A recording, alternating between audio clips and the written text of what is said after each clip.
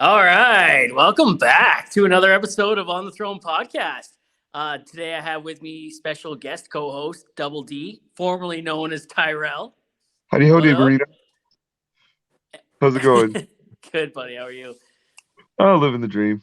Living the dream. And special guest Bearded Dad, not to be Yes, confused with the bearded clam.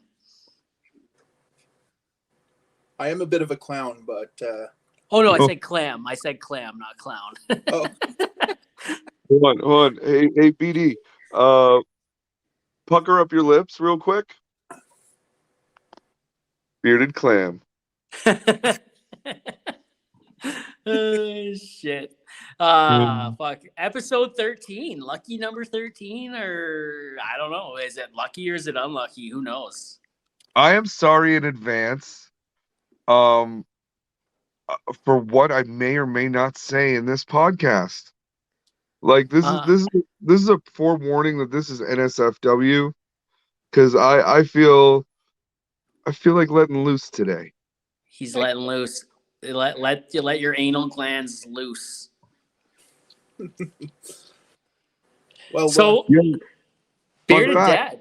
Oh, Fun fact. Did you know that we use the extract of the renal gland of the beaver to make vanilla extract? I did know that. really, All right, continue on. Back to you, Nick, in the studio. Oh, CEO of Big Dick Energy here. Shit. Bearded dad, how's it going, buddy? good man. First and foremost, congratulations on the new podcast, Thanks, buddy. episode 13. You've had some pretty awesome guests on so far. Hell yeah. Really enjoyed the content up to this point, and hopefully, I'll enjoy this one episode when it comes out. Well, you might be a little bit biased. You might have some bias when you're trying to enjoy this one, right? Because it's your own voice. We love the sound of our own voice. I think that's going to be the weird part is listening to my own voice. How did you find it there, Double D? Episode 2 is the best episode of all of them, and we haven't even recorded this one yet, but I know 2 is already beating it. I mean, I don't disagree. Episode 2 was the best so far. I've heard that a lot, actually. I've heard a lot of people really enjoyed episode 2. They like the topic of conversation with mental health and whatnot, and it really resonated with a lot of people, actually. And they like that we can, as men that are in the oil field, supposed to be rough, tumble, and reserved, in our feelings, that we are able to talk about it. Absolutely, I couldn't agree more. And we're seeing it more and more each day. People are becoming more vocal and more supportive of mental health and understanding. Men's mental health is very important. Mental health in general is extremely important, but it seems like men got the short end of the stick on that one, unfortunately. Yeah, if you showed empathy or compassion or you let yourself be vulnerable, what a freak. Well, you know what I say about that? Yeah. Let your freak flag fly. It's okay to be not okay. And yeah. We don't need to make another mental health episode, but it's always good to bring it up. I love that you guys are on page with it. It's a rarity, and I love you guys so much for it. It's like you both are advocates for it. Same, Well, buddy. Justin especially, right? Like he's, we've all been through some shit, but he's been through some shit nobody should ever have to go through. And he sought out, he's gone to counseling and therapy and whatnot. And, he went through, not only did he go through the mental health side of it, but the mental health side of it kind of went hand in hand with addiction, right? And that's kind of, Justin is here, lucky 13. We're lucky and happy to have him. So Thank you. Yeah, man. Appreciate that. Thank you both. Same. I respect the heck out of both you guys. When I was going through my lowest of lows, not a whole lot of people knew it, but you guys knew what I was going through on a private level. So thank you both for being there and having ears, because those small little check-ins to see how I was doing meant the world to me. Started off as a journey some almost 34 years ago. I was, I don't know if I'd say unfortunate. It's taught me life experiences, but I was born into a family that struggled with mental health and with addictions. So it almost seemed inevitable. But in a small community in Newfoundland, unfortunately, there's not a lot of topic of mental health, or there's not a lot of resources. So when I Come left, on, Bumpy, you'll be fine. yes, by Lard Thunder.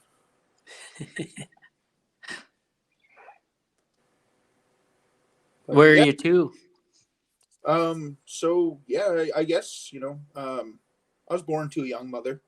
My mom was 16 when she had me. Um, she had me in March and she turned 17 in July. So having a young mom was very difficult for her, I would imagine. She wasn't even out of high school. And then my dad, or I guess my sperm donor, really, he bounced when I was 5 months old. Never looked back. And then my grandparents ended up raising me up for a bit there. And that was a blessing all on its own because I got to have an incredibly great relationship with my grandfather. And while he went through his recovery for substance abuse, he went through alcoholism. So as he went through that journey, he realized his priorities was taking care of me, and it has created a bond with us that lasted until his last breath. I was there for it, and I miss him every day, but just hope I'm making him proud. I definitely say it would be, he was in a generation that, couldn't speak out, and he was very clearly suffering. Right. And, he kind of guided you through that, or you guided each other probably, but, you guys helped guide each other through that. And then for him to see, I don't know, did he see you go through your recovery? Did he see any of that? So the first time I really went down that dark road was after he passed, and then my wife and I, we knew each other prior to his passing. We dated for a short time prior to his passing, and then um, a couple of months after his passing, we actually reconnected. And she was actually here in Alberta with her dad for the summer, so we reconnected and stayed talking all summer. And then she came home in the fall to go back to school, and so through that process, helped me stay focused and keep myself together, keep sober. She kept me on a short leash in a very good way. It's what I needed, was some guidance.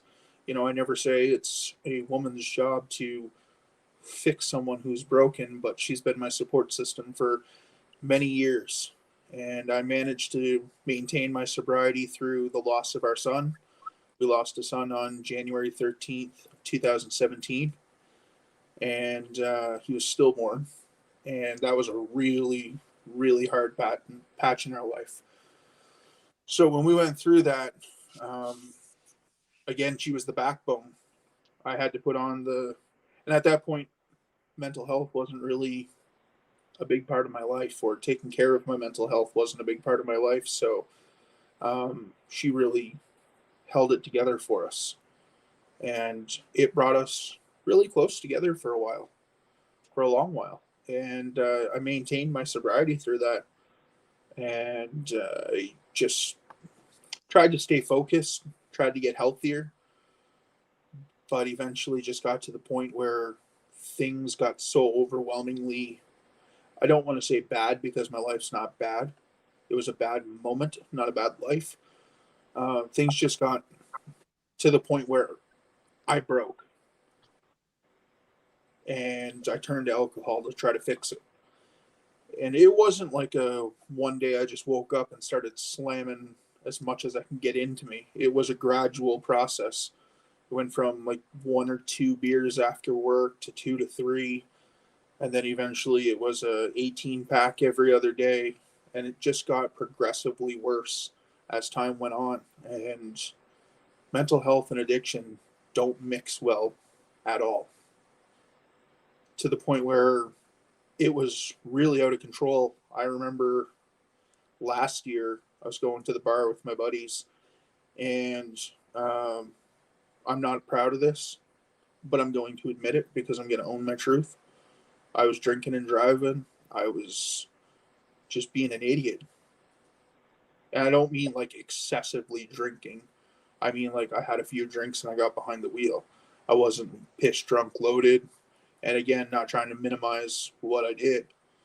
But I knew I was heading towards some real shitty scenarios. I depend on my license for my livelihood. And I can't say for certain I would have passed a sobriety test because I had a few drinks. But that's when I kind of knew things are getting bad. They're getting out of hand. And it was time to smarten up. So finally, I ended up putting down the bottle back in May, the end of May of last year. And then, unfortunately, less than a week later, got rushed to the hospital to have double hernia surgery, repair a couple of hernias.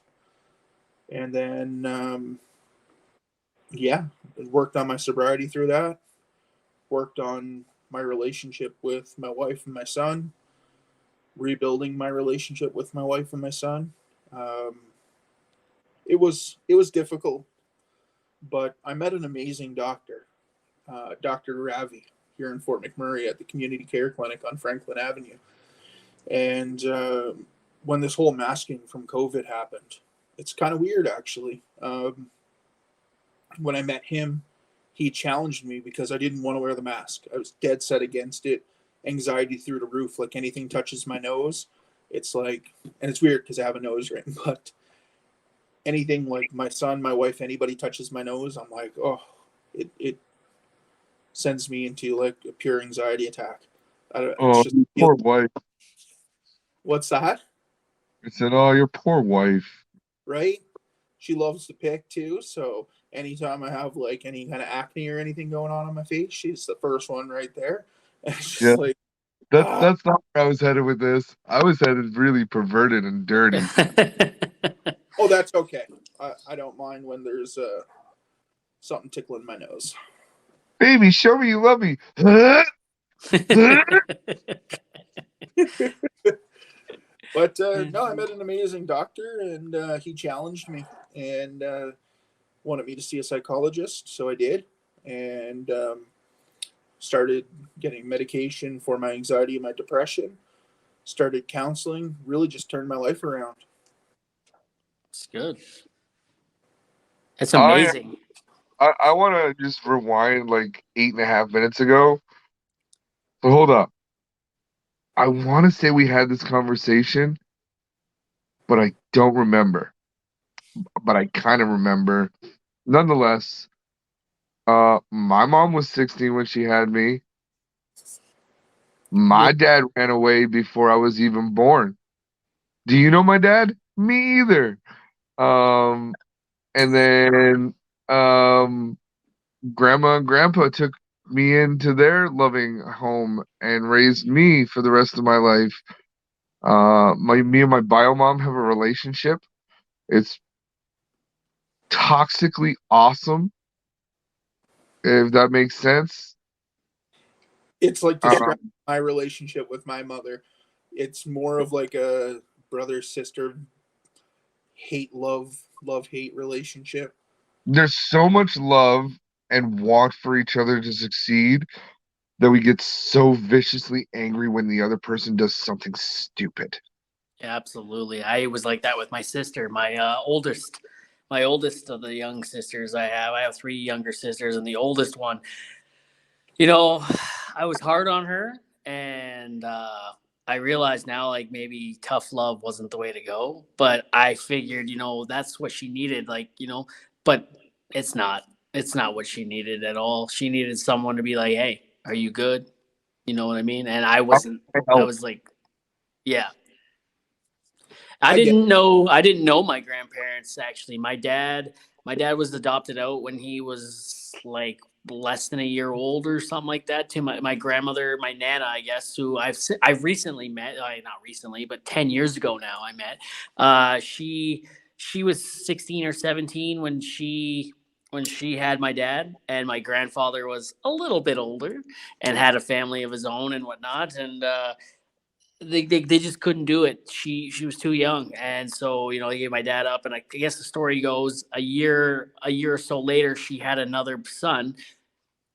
A year to the day. That played a huge role, or a crucial part of the story. Was a year to the day when we found everyone. And so she went back looking for my dad, but the adoption thing was closed. The registry was closed or whatever.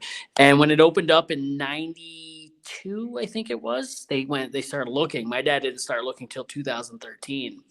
And I begged my dad forever to go and look for his biological parents. So my dad finally cracked down, went to the Children's Aid Society in Ontario, and they did. And there's like 6 months to a year. But because they weren't taking into account that she had been looking for like 20 years at this point, but as soon as my dad put his thing out there, it was like immediately within like 5 or 6 days, there was a cross reference or a match, and we got the paper for it. And the thing that came back was my dad's younger brother, one of the younger brothers, the birthday. And my dad lived behind one of his brothers for 10 years and didn't even know it. My sister walked to school every day with her cousin, and given my family history with cousin fucking, that could have been a real thing. I love you, Uncle Dad. Oh shit. How many brothers and or sisters do you have, Richard? I have an older brother. He's 40. Same thing. My mom was too young to be able to handle that. So she gave him up to her parents, and they raised him, right? By the time he realized that, mom and dad were actually grandma and grandpa, and Auntie Kim was mom, he was a little older, and he was very bitter about it. And here we are. He'll be 40 this year, and it still fucks with his mental health. Right? He is still fucked up about it. So I have an older brother who's 40. Then it goes me. Then it goes my sister, who I was probably too hard on. And then I have 3 sisters. And then I have You had to wear a maxi pad just to fit in. Yeah.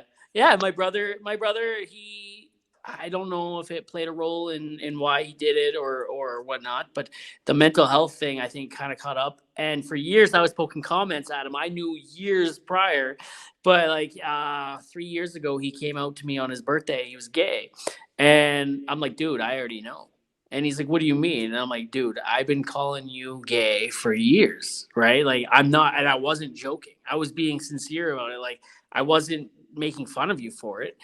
Like, dude, you had 2 earrings. You had frosted tips. You wore like baby blue and other weird colors of turtlenecks. The way you talked, the way you acted, dude, I always knew you were gay. And I'm just like, I'm happy for you that you're out. Thank you. You know what I mean? Thank you for coming out to me, right? And it's been, he's had a rough go. Like, I can only imagine. I used to think he was fucked in the head, right? I used to think, man, like, what's going on with this guy? But over the course of the last couple of years dealing with mental health myself, I realized the guy's going through it. He's been through some shit, and fuck. He really has been through some shit then, huh? I love that guy, though. Richard, I used to think you were fucked, and then I spoke to you, and you proved it. I'm not fucked enough. I gotta go home here soon, so. Yeah, I guess spring break. What's that like, having a beautiful wife that you get to make sweet, passionate coitus to? What's that like? What's it like? Justin, what's it like? Honestly, it's fantastic. Someday I'll get that. Do you do you Put it out. shit? How okay? Do you get to go on top most days, or is she just like a cowgirl? You know, like she just wants to ride it. It's a little bit of both, but I like taking control, honestly. Oh, we got a dominant one over here, alpha male. You- um, She don't mind being punished or spanked or choked when she needs to be. oh shit! Whips and oh, chains excite me. Justin, I gotta educate you on something. What's he showing us? This is what you need. What is that? Essence Shabaria? Shabari? What's that? It's what I'm learning. Okay. As for me, having a sweet, sweet, beautiful woman that you can make sweet, sweet coitus to, buddy, it's fantastic. It's It's what I'm learning. I get to I don't know. We've been together a long time, and I get to, I've never worn a condom, and it's great. I've never had to pull and pray because I don't care. We didn't care when we were younger, and we sure as hell don't care now. And we're trying for a third, so you know what I mean. We're not whole yet. We're not complete, so we're working on that. Same, dude, same. And Nice. we've been together 14 years, and we dated prior to that. So it's been 14 years ago, and lots of ups and downs, lots of challenges, but we made it. Yeah, no, that's amazing, man, and I'm glad you guys you can make it through some of the shit that you've been through because you know you're a team, right? So you go through it, she goes through it. You know what I mean? And, it's just like my wife and I. It hasn't been all roses. We've been together 17 years, married for 10 now. It hasn't been all roses. You know what I mean? But fuck, she stuck by me when I needed someone to stick by me and have faith and believe in me, right? And she believed in me long before I believed in me, and we've had that conversation, and fuck. I just think you need to find that one that's worth going through shit with. Because there's a lot of kids who were like, I broke up with her. Well, why? And it's like, well, we disagreed on something and that was it. No, man. You know what? We're gonna disagree. We're gonna have fights. We're not gonna always get along, but go have a nap. We'll fix this when you're ready and clear headed, right? You know what I mean? Yep. And yeah, you're not going nowhere. I'll tie you to the fucking bed first. Go make yourself a sandwich. Get those hangry pains out, and while you're in there, make me one too. Absolutely. I wouldn't say that if she's mad, but Yeah. Oh, shit, that's why I can't keep a woman. No, it might have something to do with your uncontrollable flaccidness, I guess. You can't keep it up long enough. That's Dude, the secret. That's the secret. it's not That's the the secret. secret, dude. No, see, you're wrong. I'm part of the tuna can club. I might not be able to hit the bottom of the tuna can, but I can beat up the sides. I met an old lady in a what's the Awkward name? transition, Richard. I met an old lady with her husband, I should say, at a restaurant in Calgary a few years ago. My sister was with I can't remember what restaurant. Nando's. We were at Nando's, and she was with her husband, and they were like looking at us like, "Oh, how long have you guys been together?" Sponsorship, please. Nando's, what up? How long have you guys been together? We were talking, like I think at that point it was like 10 years or whatever. And I'm like, how about you? She's like, oh, 60 something years. I was hoping she'd say 69. I could have made it up, I guess, for the sake of the story. But I'm like, oh yeah, what's the secret? She's like, the secret to longevity is keeping it hard. And I'm like, oh damn. And that came from the wife, dude. Keep it hard and everyone's happy. Yep. No, I got May 21st will be 14 years together, and on that same day, some years later, we'll have 8 years punched this year married. Wow. Yeah, we got married Good on for the you. because anniversaries are difficult. I don't need to ruin another day. I don't even know. Like somebody asked me the other day, they're like, "How old are you going to be in a couple of weeks?" And I went, "Good question. I don't know if I'm going to be 33 or 34." And then I had to sit there and do this. Oh yeah, I'll be 34. Dude, I keep making it 10 years, and then the wheels fall off, and I always end up having 2 kids. I'm getting a vasectomy, so this way the next one works out in my favor. Do you need someone to assist you in that? Because, like, believe it or not, through many videos on TikTok and a couple of video games and Operation, I am now a licensed doctor. I can do that for you. I will cut your nuts for you. Hey, Dick, Yeah. go sit on a cactus. That's my finger, buddy. I don't think he wants to like cut it. I just think he wants to like touch it. I Yeah. want the laser. I want the laser thing. Pew pew. It's so unintrusive. Unintrusive? Unintrusive. Yeah, Unintrusive. you're in and out by lunchtime, and by the next day, you're ready to fucking shoot blanks. Yeah, I mean it's crazy. You see what women have to go through to get their tubes done, and it's like, wow. And it's so unintrusive for a man. So it's literally walk in the next day, you're ready to rock and roll again. Well, here's the question: why do we make women take birth control, considering you can have male birth control?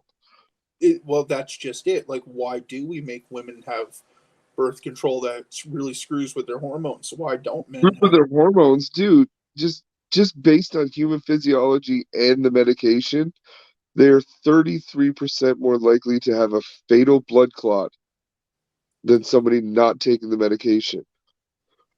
Ridiculous. I think, you know what? Women can't have children by themselves. Why aren't men having birth control? Yeah, Yep. man, it's 50-50. We can put a bulletproof vest on. Why put a bulletproof vest on when you can take the bullets out of the gun? Touche. Touche. Right? Right? Why put the bulletproof vest on when you could just take the bullets out of the gun, right? And hey man, if this next one is a boy for us, the bullets are coming out. I'm no Do longer gonna be shooting. We've do had you, that. you have girls? What's that? Do you know why you have girls? Because I want a boy so damn bad. Because you fucking deserve it. They make me feel like it all the damn time. Like they make you feel like, hey, Dad, guess what? We're making you not regret this decision. We're making you question your existence. Yeah, girls will kick you around, especially if they have a sassy mommy. Oh shit, man, Aurora, dude, like 100% Casey. Looks department, everything. The attitude department, like she's 3 going on 40. Like she is going to jail soon, 100%. As soon as she turns 12, I think it's 13, right? Because at 12 you're expected to know the law inside and out. So I think at like 13, like she's going to juvie at least first. That's like my 2 boys. Roxton's gonna be the evil genius, or no, Huxley's gonna be the evil genius, and Roxton's gonna be the cop that arrests him. Nice, I love that. It's kind of like what's that movie with Joaquin Phoenix? We Own the Night. That's such a good movie. Fantastic movie. I listened to a podcast the other day, actually, the history of the '90s. I don't know if you guys listen to it, but I love that one. And what's that? History of the music with Alan something, Lastman, Coachman, something. No, this is like just history of the '90s, things that happened in the '90s. Bro. The last episode was about the Viper Room, Johnny Depp's ownership of the Viper Room in LA or Hollywood, and they were talking about what the first fateful night that happened at the Viper Room, because it was a spot for all the celebrities to come, and they knew they could get away from the paparazzi and whatnot and just enjoy themselves. And River Phoenix brought his 2 younger brothers there, one being Joaquin, and he dabbled a little bit into the drugs, and that was River Phoenix's last night alive. And and he was an actor. I think River Phoenix was an actor. I'm not sure, but yeah, just they were just talking about it, and I only talked about Joaquin for a second, so I figured, why not go down that avenue? I'm sorry, like anytime somebody brings up Joaquin Phoenix, people talked about him doing the Joker and stuff like that. I can't not unsee Johnny Cash. Yes. Yes, walk the line. I'm telling you, like, there's some roles that On you and movie. ruin your career. There's some movie roles that actors and actresses alike have played that it's just the role of their lives, I guess, or the role that everyone remembers them for. Daniel Joaquin Phoenix Radcliffe. walked the line for me. Perfect example of that in exponential stress. Adam Sandler. Billy Madison. Adam Sandler will always be the funny, dopey, derpy guy, right? Yep. Till you see the movie Uncut Gems and he blows your fucking mind. Well, what about Spanglish? Get fucked. Man, I tell you, that guy is a G. Like, he is straight up. You see so many celebrities going out of their way to be like away from the paparazzi or dressed for the part they want, not the part they have. And then you see Adam Sandler running around in like a pair of shorts and a t-shirt playing basketball all day. Yeah, track pants. He don't give a fuck. He looks like a homeless guy, and I love it. I'm for it. 100%, man. I think at the end of the day, celebrities are cool and shit, but they're just people. We need to stop putting them on some kind of plateau like they're something they're not. Yep. They're just people. I mean, obviously, some people abuse that, and we've seen that in the media recently with some celebrities abusing their celebrity status. Example, Jacob Hogard, who was found guilty of sex crimes. He abused his powers, but he's one of the ones who took advantage. Well, The cool uh, regular guys, like, right here in Canada, you see just the regular guys who are making it, like Mercules, Dax. Like, those guys are just straight G's. I just found out Dax is from Newfoundland. He used to be a janitor at a school. Yeah, that's crazy. And then he moved to fucking where did he move to after Newfoundland? There was a few different spots, but he's from Newfoundland. Isn't that crazy? He Yeah. actually got, I think he was, could be, I could be wrong here. Correct me if I am, if you know better. I believe he was nominated for like a Juno, or he was nominated for an award for a song "Dear Alcohol." Good song. Big tune. Amazing tune, because I listened to it and I can reminisce to the lyrics, because it's like I've felt this way when I listen to that song. It's like, whoa, it's true. I've tried to drink away my problems. I've tried to drink myself to somebody that I didn't recognize because I wasn't happy with who I was. Yep. So it's like when I listen to that song, I'm like, damn. But then also Mercules, he's a huge mental health advocate, and that guy is always keeping it 100, because he never believes he's bigger than he is, or he's someone that be placed on a pedestal. He's, hey, stay humble, stay hungry, stay happy, work on your mental health, never stop improving. And that's someone you want to put up on a pedestal and appreciate. Yep, absolutely. Another guy like that is well, he's not from Alberta, I don't think, but former oil patch worker Tom McDonald. Yeah, he's another person, like, he goes through his own struggles, and I don't necessarily agree with all his stances on life, but nonetheless, he's living his life. I don't disagree with him telling his truth and, holding true to his values or who he is as a person. There's some music he has that I absolutely love. There's even some lyrics, like, he's catchy. He's creative. He's very lingual. He's a good creator. Absolutely, I would not disagree with that in the least. Like, when he was talking about like how we had to deal with paper straws now, and it's like it's a plastic cup and a plastic lid, but a paper straw. What? Yo, I got to plug somebody right now because we're talking about Canadian artists, and there's a girl from Ottawa, and she's coming out with a new track on the 24th. Her name is Jamie Fine. What's Left Is Yours is the new track. It's Dude, I'm telling you right now, heed my words. If I would bet on any horse, I'm betting on hers. She, she's already had two bangers. I hope this is the third. What are Nice. her other ones? Make sure Uh, you remind me in case I forget. yeah, I'll she's be on interested. TikTok, just promoting hard on TikTok. What's her TikTok? Jamie Fine. Like Fine? Yep. Sorry, I have my phone. I'm gonna search her right now. Yeah, man. And you know what? I love it because she's not the norm, the quote unquote norm. She's not the Ariana Grande, Selena Gomez. I love her style already. You know who she reminds me of? So, like, for those who can't see, I'm just showing a picture for anybody just listening to the podcast, or I'm showing her paused on my phone. You know who she reminds me of? Talk. And do you know he's Canadian as well? I did know that, yeah. That's Yeah. so. Run Away to away to Mars is like Mars. he's Well, yeah, so. I've been every day she's been dropping like the first bars of her song, and I'm craving the rest of this song. There's a few artists who've done stuff like that.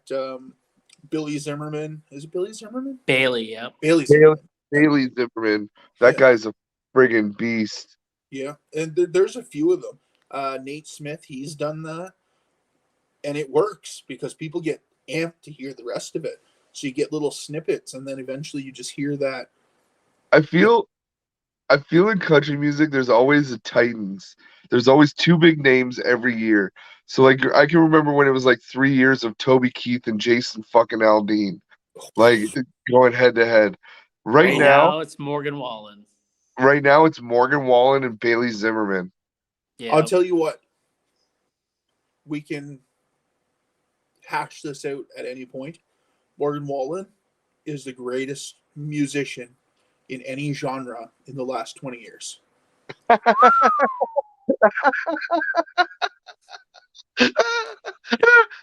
Oh, dude, go Google Teddy Swims. Get fucked. I love Teddy Swims. And in my opinion, Teddy Swims' voice is astronomically good. He is on a level of his own. I love Teddy Swims. If you go back through some of my older TikToks, at BeardedDad 13 on TikTok, well, Double D, you follow me, and Richard, you follow me, but Do I? I do? Yeah, but I mean, if you go back through, so I love his style, man. Teddy Swims he's the chubby bearded Macklemore, like when Macklemore did Thrift Shop, and you look at Teddy Swims' style, like he's just got The best way you can word it is if Post Malone and Chris Stapleton hooked up, you would have Teddy Swims. 100%. Never even thought about that. But They when had a people were baby. doing those transition videos to like, how do you look like your dad? And I did one of me, and it transitioned into Teddy Swims. Oh my god. Hey, it's not a far fetch. The beards, dude. Yeah, man. His style is sick. I love his style. I wish I had his confidence. Who else can cover? Shania Twain? And I'm telling you, that was my introduction to Teddy. And No, I no, no, so no, love. no, no, Whose no, bed no, have your boots been no, under? And whose no, heart did you no. steal? I wonder. It's And happening. this town made me feel like thunder, baby. And whose bed have your boots been under? Another great Canadian artist. And not you, Richard. Sorry. Oh, what? I thought you were talking about me. Speaking of Canadian music, knock knock. Who's there? Nickelback. Nickelback who? Just kidding. Nobody wants to hear a joke about killing Canadian rock music. Oh, man. I don't know if you listened to the podcast. Oh, of course you haven't. It's not out yet. But if you watch the live video of the Ed the Sock podcast, I know you were there, Tyrell or Double D. he actually dives deep into his feelings about Nickelback. He did. He did. He did. He I, really did. I'll be honest. Again, just shooting shit with you guys. I love Nickelback. I love Say Nickelback. it, dude. Like, honest to goodness, I remember Nickelback when they first came out, and like I got to see them live in concert here in Fort McMurray at the Summerfest, and it was awesome. When the wildfire happened here, they stepped up to play in Edmonton to raise funds for the people who lost everything here in Fort McMurray during the 2016 wildfire. As did a lot of Canadian artists and international artists as well. But I got mad respect for them. Good dudes. They were relatable and they made bangers, but here's the problem that I have with Chad Kroger and his crew. Every song sounds the fucking same. It's like, have you ever heard the song Pachelbel's Canon in D? No. No. Na na na na na na na na na All na. the times we've had together, and as our lives change. Do you have the time? Like every song is based off of Canon in D. Well, like Not every song, but a lot of songs. Like the tempo, the beat, the count, right? Like I do don't you know. remember the video that those comedians came out with? They were like, "It's a 3-chord song. I can do any song with these 3 chords." Have you ever That sounds seen? familiar. Yeah, I've seen that. And if you look at what the most sampled song in history is, I can't remember what it is, but Google it. Google the most sampled song in the history, and like it's got like a few million samples anyway. And it's almost every fucking song we listen to and we like. Yep. Yeah, it's the same sound over and over and over again. Just the words change, the same I bet melody. I bet you I can get a song stuck in your head, or make you start singing it. Never With gonna give you up, never gonna let you down. nope, with one word. Hey now. Nope, that's 2 words. You ready? Yeah. Somebody Somebody once Once told told me me. the world is gonna roll me. Ain't the had sharp the, tool in the shed. I was looking kind of dumb with my finger in my thumb and the shape of an L on my forehead. Hell well, yeah. the years start coming and they don't stop coming. Back to the ground and I hit the ground running. Didn't Didn't make make sense. Not to live sense not to for live fun. for fun. Your brain gets My smart, brain but your gets head smart, but gets my head dumb. gets down. So much to lose, so much to see, so much to dream. But what does it So all much mean? wrong with You taking the shine back if you don't streets. go. You'll never. What? So much wrong with taking the back streets. You'll never know it, whatever. Don't I don't go. know. We fucked it up. That's the next verse, but you really screwed me up, and I was on a roll. I'm sorry. I was trying to reel you back in. Yeah. So let's go the sports teams. Go Blue Jays. Go Leafs. Go Oilers. Ah, fuck the Oilers. Connor McCoo. Hey, hey, Oh my god. Did you see that Sin. meme that's floating around? It's like Austin who? And it's like you know how they're like Nuge has more points than or more goals than He's injured. He's injured. Leave the man and I'm Well, like alone. I don't know if that's a dig at Ryan Nugent Hopkins or is that a like I kind of felt like that may have took a little dig at Nuge, but then I was like, well, no. Richard, you're never gonna believe this, but I'm gonna pick up for your Maple Leafs. Okay. What can Austin Matthews do that Connor McDavid can never do? Oh shit! I don't know. Not make the first round. I don't know. Or Grow a not. playoff beard. Oh, true. But hold on a sec here, though. Okay, so Austin Matthews, in a year where he's visibly injured and not playing very well, he's still gonna go and put up 40 goals. You know what I mean? The guy has numbers that power forwards or forwards in general would kill for. You know what I mean? And he's injured. Yeah. And let's take a look at this. Let's take a look at his actual numbers. You want to look at his numbers? Okay. So Austin Matthews hasn't been putting the puck in the back of the net very much this season, and he's almost at 40 goals, which is like 20 less than last year, 24 less than last year. But look at, he leads the league in block shots. Austin Matthews is becoming something McDavid is not, which is an all-around player. He's becoming a 200-foot player. Austin Matthews is going to shoot, score, and block shots, play defense. Austin Matthews is the real deal, the complete package. Fuck you, Connor McDavid. So what are you going to do when he's not wearing that Maple Leafs jersey next year? I don't give a fuck. Honestly, Matthews, in that same sentence, the Leafs will do just fine without him. We have Mitch Marner and Willie Nylander. Man, I'm not sure how I feel about Nylander, but Mitch Marner, he can hold his own. Nylander's the only one who shows up in the playoffs. Come on. I will say this in Connor McDavid's defense. Connor McDavid does shit in real life on the ice that I can't even do on fucking PlayStation. Yeah, that's fair. I'm telling you, it's crazy watching him go coast to coast, and even in like shorthanded goals and stuff, or like anytime. Really, when he goes to work, he goes to work. He goes to work. He puts them work boots on, and he's like, "Hey, boys, who's got a tape measure? Oh, I got the tape measure too. Let's go."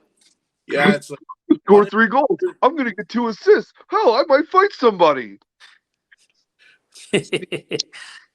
that fight with was that Ryan Nugent Hopkins kind of fight? Well, yeah, Nuge fought Marner, wasn't it? No, Hall. Yeah, he fought. That was fucking pretty good, actually. Like, I was like, don't hurt Hall. Hall's already a piece of shit, and we really should have traded him. But, like, hey, Nuge, go easy. Honestly, all right. Contenders I did not expect to throw down, but, like, kudos to them both for dropping the glove. Nuge was like, hey, I've got to answer to that hit. But I'm telling you, that right hand, that overhand right, just connected. Oh, fucking right it did. That was deadly. All right, you're Justin. You seem like a diehard hockey fan. Yes. Not really. I'm getting back into it, but okay. I certainly enjoy it. I was gonna try to trigger you and have a nice little discussion, but we'll see if it works anyway. You seem very vocal about Jacob Hogart and his actions and transgressions amongst the female community once he was young and famous. Yes? I mean, it's a simple yes or no question. You didn't agree with it, right? No, I don't agree with it, no. I don't agree with it either. But the way you worded it earlier kind of set me off, because I'm going to throw this one at you. What about Patrick Kane and the woman that he took to his apartment consensually, and then she says it's not consensual? What did you think was going to happen? You're going to play fucking checkers? I mean, you're going to trade bedtime stories and lullabies? No, and 100%, I get what you're saying, and I appreciate your opinion. I respect you as a person, and I respect that you have an opinion on this. And in my opinion, how I felt about it, or how I would feel about it, is that you have to make sure, in today's climate, you have to make sure it's an absolute yes, that they understand, that you understand what consent is. Bro, there's people out there that get a signed fucking contract that says, hey, I want to bang. And then they go, oh, you coerced me into signing that. Like, there's so many people that cry wolf, that play the game, because I will tell you right now, anytime you play that game, you get access to an abuse fund. And that pays a lot of money to get you started in a new life elsewhere. I know that personally. That comedian that had something similar happen to him. I can't remember his name now, but he said it was completely consensual. They'd hung out a few times, and then she changed. sure it happened. No, it wasn't Chris D'Elia. He was a Middle Eastern dude living in New York. I think he's That Middle sounds Sean, like Krista. it sounds But like Sean Majumner or what's the other guy's name? Hey, I That's just want to Russell Peters. say, it took 50 minutes into episode 13 for us to have on this show disagreements, and I hope we have a show after this because last as we learned from past things, disagreements in podcasts, just usually dissolve things. So, hey guys, let's keep up the positive shit. Let's. no, I Well, mean, I one, at one the make end of to the day, way to make it awkward, Richard, and two, me and Justin, we're like fucking Ellen and George Bush. You might hate the gays, but you love me. You know what I mean? Like Yeah. I'm never gonna say you're wrong because you have feelings, thoughts, emotions, and concepts and perspectives. So in no way is there gonna be a winner in this discussion. no. We're just shooting the shit and talking about it and making fun of the fallacy that is life, boys. Hey man, I'm just poking fun and having a good time, No, and and whatever. so Still here's winter. Let why. that bear sleep. So here's why I have, and I can explain that. Not that I feel I owe you an explanation respectfully. I just want you to understand my insight as you've provided me with yours. You're And so eloquent. I love you. I love you too, buddy. I respect you as a person, so I respect your opinion. And I think having differences of opinions is healthy because then we can open our mind and perception to other ideas. But in my experience with Jacob Hogard, he came to my hometown. He played in Stephenville Crossing. They played at a baseball field, and he actually had sexual relations with one of my classmates when she was 15, maybe 16. And I will say that this happened just as they released their first, maybe second album. It wasn't too much longer after he was on Canadian Idol. So I know from personal experience that he has, or at least had, a thing for younger women. Uh, Girls, really, at he, that age, Girls, yeah, girls. yeah, oh, hold on, girls. hold on, hold on. When you're 19 years old and you're surrounded by 15-year-olds that look like they're 21-year-olds, I'm not excusing it. Don't think it's justifiable or correct by my words, but Yeah, it's fucking confusing unless you check ID. and 100%. I think when you're in that position, and again, this is just my concept, is that you need to have a leader, or you need to have someone looking out for you so that you make these right decisions. It's not. Or you just need to be a person with a moral fucking compass. No, and that's wholeheartedly, I get that, but morality doesn't come into the fact of legality. So when you're saying, it's confusing because these girls look older, do you ask for ID? Is the ID legit? Is there a chance that it's a fake ID? And this is not victim blaming. This is just, you need to have someone to set these boundaries for you, because when you're up and coming and you're that pedestal, right? We go back to that pedestal. When you're put up on that pedestal, you're up here, and you are king shit at Turdville. So you can have any of these women, or in this case, girls. One Uh, of my close friends, a very close friend, is one of those women. So I like I'm playing devil's advocate. I'm totally the guy's a creep, but like I'm just playing on the idea of the gray area that is. Like no, Richard, and just to attest to me, you'll know this when I bring it up. Do you remember Energy in Burlington? The club. Yep. Yep. Yeah, fuck that place. You know why I say fuck that place? why? No. Ages, bro. And if you're of age, you get a stamp that glows in the dark that you show the bartender to get drinks.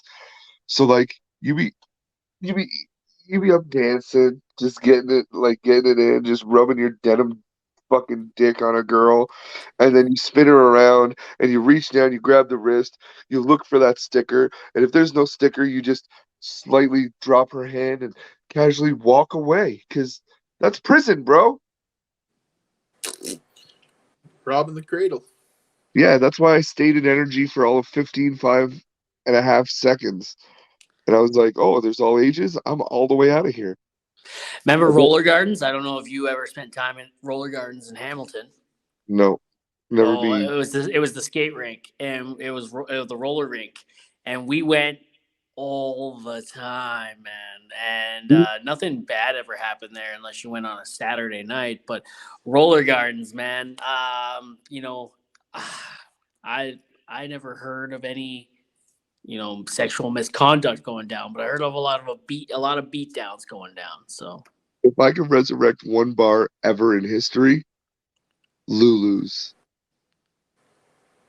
I don't know what that is. It had the longest bar in North America, and it was it's the Canadian version of the Blue Beacon from the TV show Nashville. It's like you go to this bar on a Saturday night, you could end up watching Aerosmith. You could end up watching Kiss. Like it was, you just never knew who was gonna be at Lulu's. That's pretty cool. Yeah. If I could vouch for any bar in North America to shut down, it'd be the Grizz. Second that. Second that. Well, But boys, they the got oil a dance can's floor. already gone. What's that? The oil can's already gone. Oh shit! Diggers, The the oil oil can. can. Yeah. And Showgirls is gone too, isn't it? No, Showgirls is raging, buddy. Oh Dude, shit! there's a strip club in Fort Kent, 10 minutes from my house. And it's only like they only have exotic dancers on Wednesdays, Thursdays, and Fridays. It's a Same with up hotel, here. So they have Showgirls open Thursday, Friday, Saturday. or maybe it's Thursday, Friday, Saturday. I don't know. But either way, I heard the rumor has it that there is a one-armed dancer. Yeah, there's a lot of dancers with deficiencies, if you want to call them that.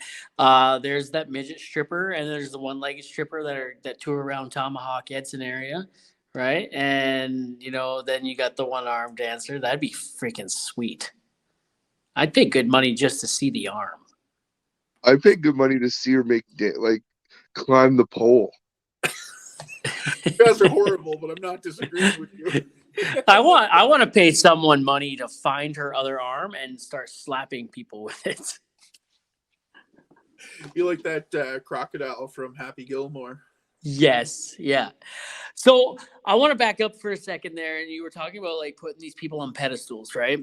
And I think we've had this conversation before, and it really started coming about in the last probably 6, 7, 8 months, whatever it is, where I started having this conversation, and it really intensified with the death of Bobby Hull, right? And everyone's like, "Oh, Bobby Hull, what a piece of shit! What a piece of shit!" Well, yeah, Bobby Hull was a really horrible human being who was good at hockey, right? And so, Bobby Hull, alcoholic, woman beater, abuser, whatever you want to call it. And nobody asked these people to be put on pedestals. You know what I mean? The public put them on pedestals. Absolutely. These people, if he's good at hockey, okay, let him play hockey. Morgan Wallen. Look at he stared cancel culture in the face and come out on the other side swinging and better off for it. Right? Whoa, whoa, whoa, whoa, whoa, whoa, whoa, whoa, whoa, whoa, whoa, whoa, whoa. How did he accomplish that, Richard? Did you ask? By putting out good music. Putting out good music? No. See, when Morgan Wallen was in his infancy, he decided to be what's the word? Bigot piece of trash. Yep. And in doing that, he showed his solidarity by not only not making a well-awaited song his own, No. He just made himself a feature and gave it to an aspiring black artist. Weird, eh? Weird. Well, still, he still stared cancel culture in the face after being racist, after cheating on his pregnant wife. You know what I mean? Being racist and cheating on his pregnant wife were just a couple of things that he was heading down that path, and people were like, "Whoa, let's step back from this guy." Right now, look at him. You've already said it. He is one of the world's biggest stars right now. Yes, he is. Right? He He's is. everywhere. But also, I will always say people have. It's not my place to judge people or their situations. I try my best not to judge people, and it's not always the case. There's some bias, Yeah. and I do pass judgment sometimes. I'm guilty of it just as much as anyone else. But what I will say is, Judge not lest ye be judged. well, what I'll say is this: he learned a valuable lesson from what he did, and as quick as I will say that, yes, he did that, I will also say that he took it upon himself to get educated and find. So he owned his truth. He owned what he'd said. He apologized for it. He didn't make excuses. The question was raised that he was drunk or this or that, and he said, "Hey, no, I did it. Now I have to reap what I sow." And people say, "Oh, well, freedom of speech," but He was freedom of smart. speech He doesn't did mean, own it. what's that? He was smart, and he very much did own it. I think that's the only thing that saved him. And with owning it, he got educated, and he learned from it. He learned a very valuable lesson from some pivotal black leaders as to why it was wrong. He didn't make excuses for why he did it. He just straight up said, "Hey, I did it. I made a mistake, and I'm going to learn from it."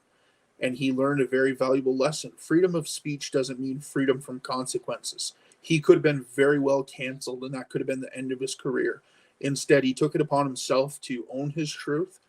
He learned like I said, he learned a very, very valuable lesson, and he came out on top because today he's a better person from the experiences because they became lessons in life. You hear Absolutely. this, Mullen? I know you're tuning in, and when you hear this, just know you're not Eminem, and even Eminem doesn't say those kind of words in his music, and he's honorary black. I don't like Eminem. I love Eminem. I'm gonna catch heat for this, and being someone coming from addictions and mental health, I enjoyed his music more when he was high. I think a lot of people did. That's Just like because, Scott Whalen for me. When Scott Whalen was on coke, oh my god, his show was awesome. He was a party animal. He was funny, and then he was sober, and he was like, oh, this is adult contemporary music now. It's not a rock Look at show. look at Motley Crue when they were sober. After they got sober, right? They found themselves boring, right? Does that make us the enablers though? great What? question. We're Does that make us the enablers? How do we enable them? Because they put out music and put on shows, and we're like, nah, we liked you better when you were on alcohol and drugs and you were addicted. So they're like, shit, did I lose it? And do I have to get back into addiction just to be good again? Do we Yes, you enable it? yes you do. All right, listen. I'm, I'm gonna catch some heat for this shit, and I'm gonna lose some friends for this shit. Well, I'm gonna tell you right now, addiction, like, I'm not saying addiction is an easy. No, I can't say that. Addiction's a fucking hard battle. But when you can conquer your own psyche and you have your own controls, which some people aren't gifted that strength. Um, Drugs are awesome. Like I told you this is gonna go south real quick, Richard. So fucking shut it. In fairness, he did give us warning. He did give us warning. He did an hour ago. Yep. Like, look at our standpoint 20 years ago on marijuana. Oh no, drugs are bad. That's Do you, that's my Richard Nixon impression because that's the guy that fucked it all up. do you remember the commercials from our younger days when it was like, This is your brain. This is your brain on drugs. no,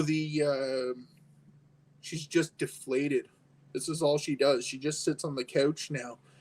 She's not fun anymore. And it shows a girl like literally deflated sitting on a couch. Yeah, and that's perfect if you're gonna show somebody an indica commercial. But show me a sativa commercial where the girl's fucking wilding out doing all the dishes and laundry because Right. her body doesn't hurt anymore because the CBD and the sativa helped her out. Anyway, we're learning this as we go. We're like, there's THCA, that's what gets us high, or 11 hydroxy metabolite when you eat it. But now there's THCB, THCC, and THCD. We're just going down the alphabet, aren't we? Right? And then, and now I'm super stoked that Canada has its own production facility that's overseen by the pharmaceutical industry because, they're making the best cocaine on earth in Canada, in Mission. What if you're alive? In BC, right? Yeah. I understand there has to be some regulatory process and there has to be some government oversight just because this is a newer thing, but I'd really like to see government get less involved with cannabis. We're 5 years into legalization? I disagree. 6 years, 5 years, There needs to be a level of oversight to make sure that, things are safe and yada, yada, yada. And then production rules or whatever's followed. Identification number on the package. What's that? Does it have a drug identification number on the package? Well, I mean, the one thing that really irks me is edibles. It's a 10 milligram limit. What the hell? You eat the whole pack? You eat 5-6 packs just to get anything. That's my beef. It does not like it. But what I was alluding was your brother there, Double D. He just took a pack and they were 50 or 60 milligram packages per edible. Yeah, and you can get them online. You can get a pack of 500 milligrams. It's 10 pieces at 50 milligrams per piece, and they're $16 online. But the government regulations at local dispensaries say that you can only have 10 milligrams. So it's why am I going to go there and waste $4 or $5 per package where I'm going to have to eat, 6 packages to feel anything when I can go online and get it cheaper? But you yourself are I think I see your argument, but the gears in my head are spinning a different way. Government paved the way for marijuana to be able to be sold. So let them keep their fingers in it, let them run these stupid shitty stores. But by allowing that, you have now kicked open the fucking floodgates of the ability to buy your shit online. Yeah. Right? So there's hey, thank you, Trudeau. You're the godfather of weed for Canada. Is that the only thing we can thank him for, really? And blackface. Oh. It doesn't count because he gave a half-assed apology. So because he gave a half-assed apology, he's allowed. I'm going to throw this to these fearless viewers.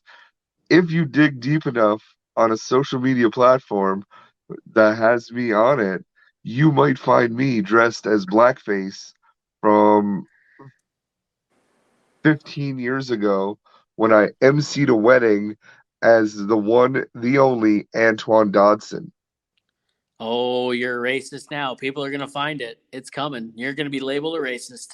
But I mean, look at this, and I don't like to draw comparisons because it's not always so clear cut. I think we need to look at everything on an individual basis. Don Cherry uttered the words, "these people," or "you You people," people. "you people." So he said, "you people," and he got crucified. He got hung out to dry. The CBC canceled him.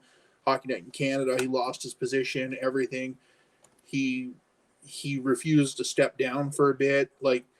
But then you got the leader of the country who's a fake feminist. He's not a real liberal or a libertarian at all. And it's clear cut to see. Like, if you look through any of Trudeau's history as the Prime Minister of Canada, you can tell very clearly that he's not actually a feminist. But you get one guy who dresses up as blackface, and you get one guy who says two words. What's more offensive? Why are we triggered by words, but we're not triggered by someone dressed in blackface, making a mockery of a whole race? Don Cherry's seat in power was just a visual presence, not an actual seat of government. He much like the chagrin of Morgan Wallen, the people giveth and the people taketh away. Unfortunately, the people that tooketh away were you people at CBC. Yeah. Did you guys see the video surfacing of Trudeau right now? Back it up. We flipped the script a little bit. Technically, if Justin Trudeau said, "Hey, no, you guys can't fire him," they would have to listen because doesn't the CBC get financed by the Canadian government? Well, the CBC state owned, right? It's owned by the government of Canada. Weird. Don't they get didn't they get like a $25 million bump in the last federal whatchamacallit there, the fucking budget? They got, a lot of media outlets got a large financial bump. And unpopular opinion, Trudeau, this bill, can't remember the bill number, but he's saying if places like Yahoo or Google News or anything, if they're quoting or using Canadian content, that those who are creating the content, like say Magda Gabrielle Celeste, so she's the correspondent from CBC that oversees everything in the US.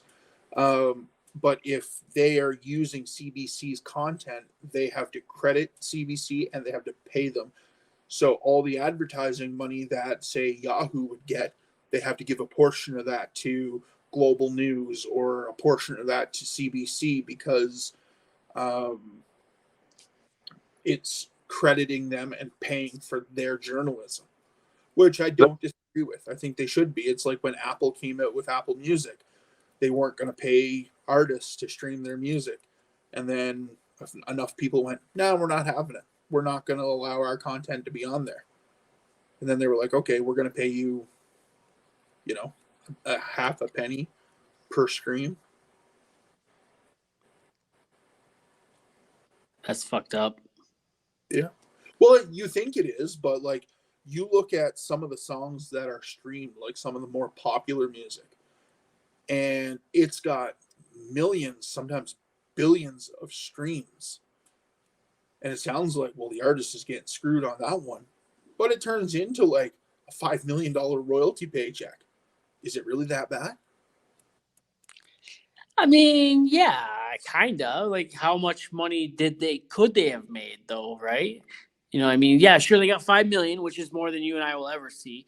But, like, you know what I'm saying? Like, how much more could they have been rewarded had it not been for that? No, and I wholeheartedly, I get that. But in today's world, you're not going to sell an album like you did 100%. 10, 15 years ago. The world's gone digital. So, how much did it cost you to produce that album, make that album, get the album work? Everything's digital. It's the amount of overhead has significantly decreased to match the offset of the revenue generated. Well, that, and you're looking at an album. I think Ed Sheeran had one of the most popular, most streamed songs of and ever. And when you sit down and do that would be Nickelback, you remind me. But if you sit down and look at the numbers of how much streams one of these songs got, and then how much royalties they've earned because of subscribers, because of people who downloaded the content or streamed the content, it turns into a huge, huge payday. And that's going to continue on because that music's going to be on that platform for years and years and years to come. So as some of these older songs that, most people wouldn't listen to anymore come on these apps. What's that? Nothing. But like some of these older songs that, the three of us would listen to, whereas a 13-year-old today wouldn't listen to, like Limp Bizkit, thrown back to Fred Durst days. Limp Bizkit, Slipknot, Korn, those guys. While they're less relevant in today's society, what? Are you totally out of touch? Dude, everything from the 90s is on fire right now and coming back. Like, if you, like, True. are you not on TikTok seeing all these old songs come? I just did a Limp Bizkit song. But they are, wholeheartedly, they are coming back.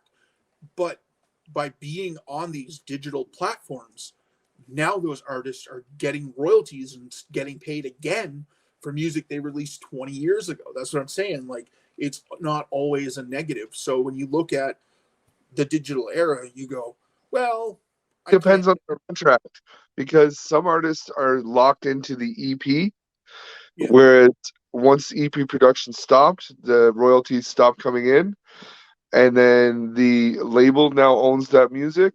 Where they produce it digitally, there is no royalty to be paid to the artist.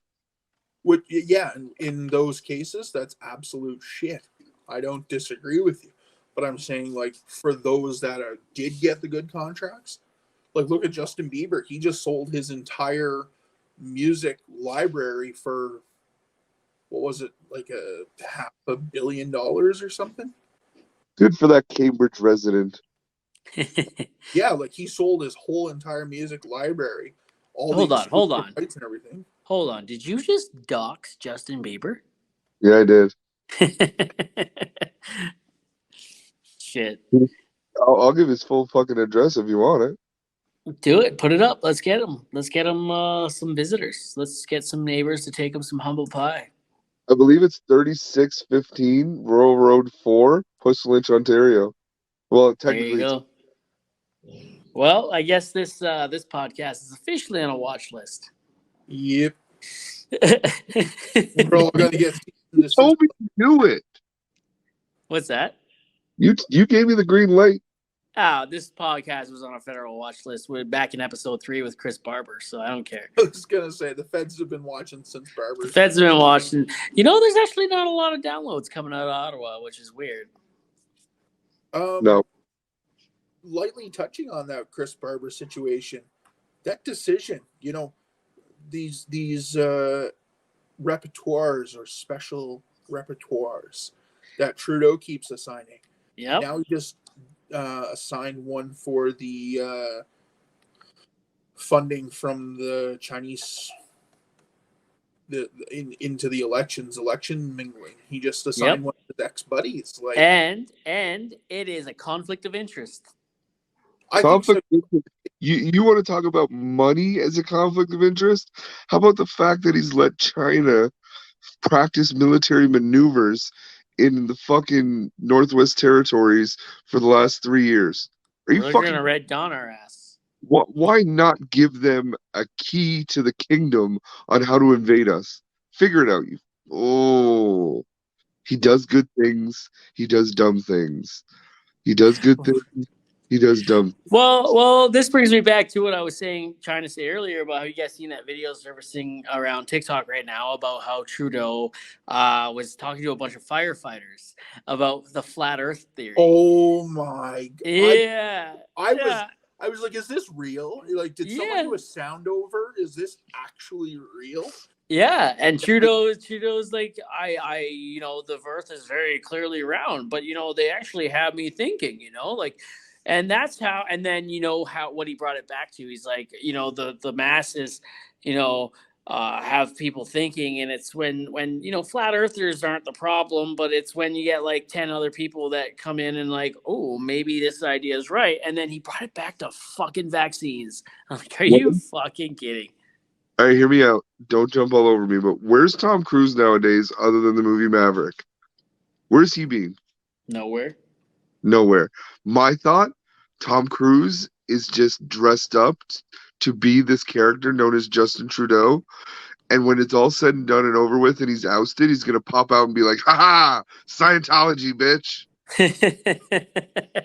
Oh, they do look alike a little bit.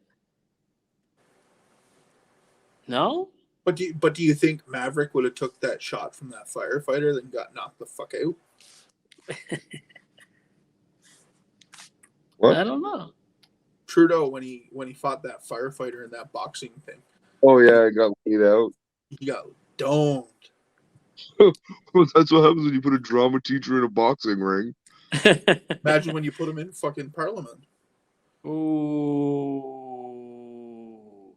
Womp, womp, womp.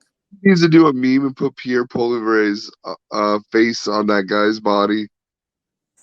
I think someone already has done that. Oh, yeah. I was listening to True North, and they were talking a bit about Polyev the other day. I think it was on Wednesday or Thursday, because they have a podcast, and I just catch the highlights. And there was something. There's a conservative there's a riding in Ontario that has a by-election coming up, and the conservative standout was disqualified for not. I don't know exactly what the reason was. There was something with his application process they're allowing, but they said that's why he was disqualified. But people are saying, it's because Pierre Poilievre doesn't want someone who's pro-life on his team. But then you look at Melissa Lanceman. Oh, Melissa Lanceman. She was all over TikTok, man. She's Pierre Poilievre's right-hand man, no pun intended. But I mean, like, she's a gay Jewish woman. Yep. And she's Pierre Poilievre's literal right-hand man. That's why she's in line to be deputy PM if Pierre wins. Yep. I like Melissa Lanceman. She's got some snarl, man. I love her. She's fucking fire. And her TikToks, like, she really pushes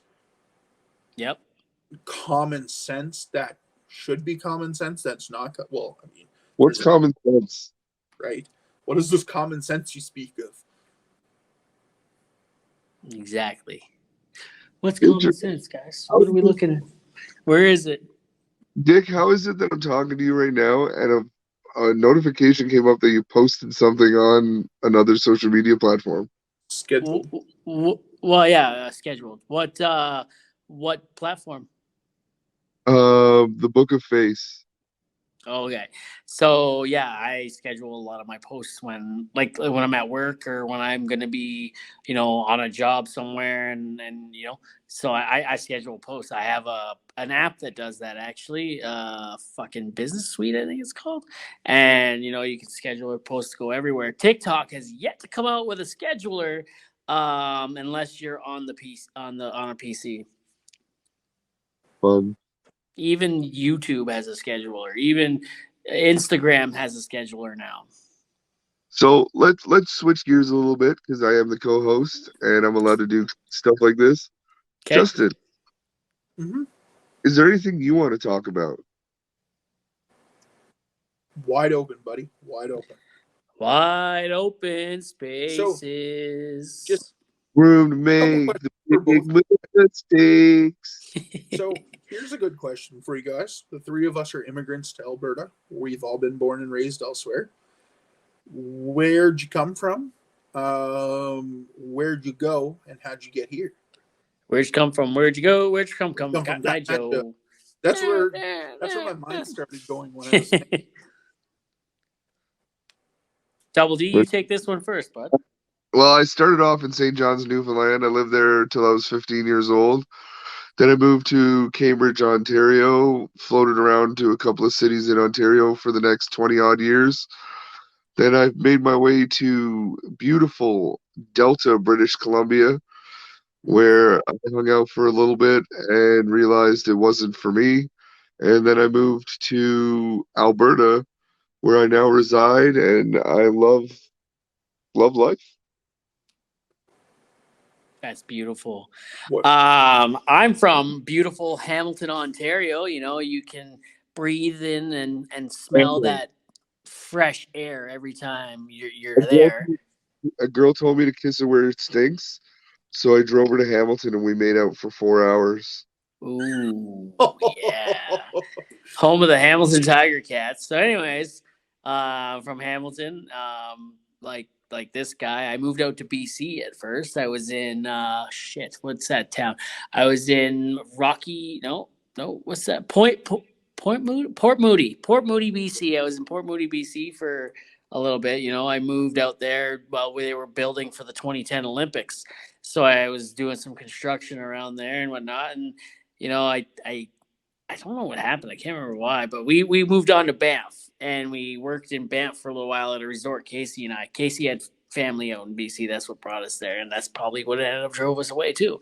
So you know, we ended up in Banff and we worked at a resort for a few months. And I was not the type to clean or do anything at a resort, and so you know that was cool and all. It was fun, good times. But then you know it was time to move on, so we went to Saskatchewan. We were in Saskatoon for a couple of years, 3-4 years anyway. And then we decided, hey, I'm done in Saskatoon. We didn't have a car. And Saskatchewan, Saskatoon, anywhere there, not a good place to be if you don't have a car. So Circle Drive is now complete. They were building it when I was there. I lived here. I worked here. I had to go all the way around the city just to get to work. And, you know, nowadays when I go back, it literally takes me 5 minutes to go from my house to where I worked, right? Instead of an hour and a half. I use the time on the bus to sleep, so I didn't give a fuck. Sometimes I'd transfer buses, so I'd have a longer time to sleep.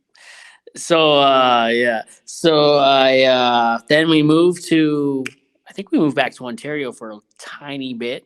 And then it was, okay, let's move the fuck out of here. So we moved to Edmonton, where we lived in Edmonton for 6 years. And yeah, I worked out in the patch the whole time I was out in Ontario. And then before I even moved from Saskatoon back to Ontario.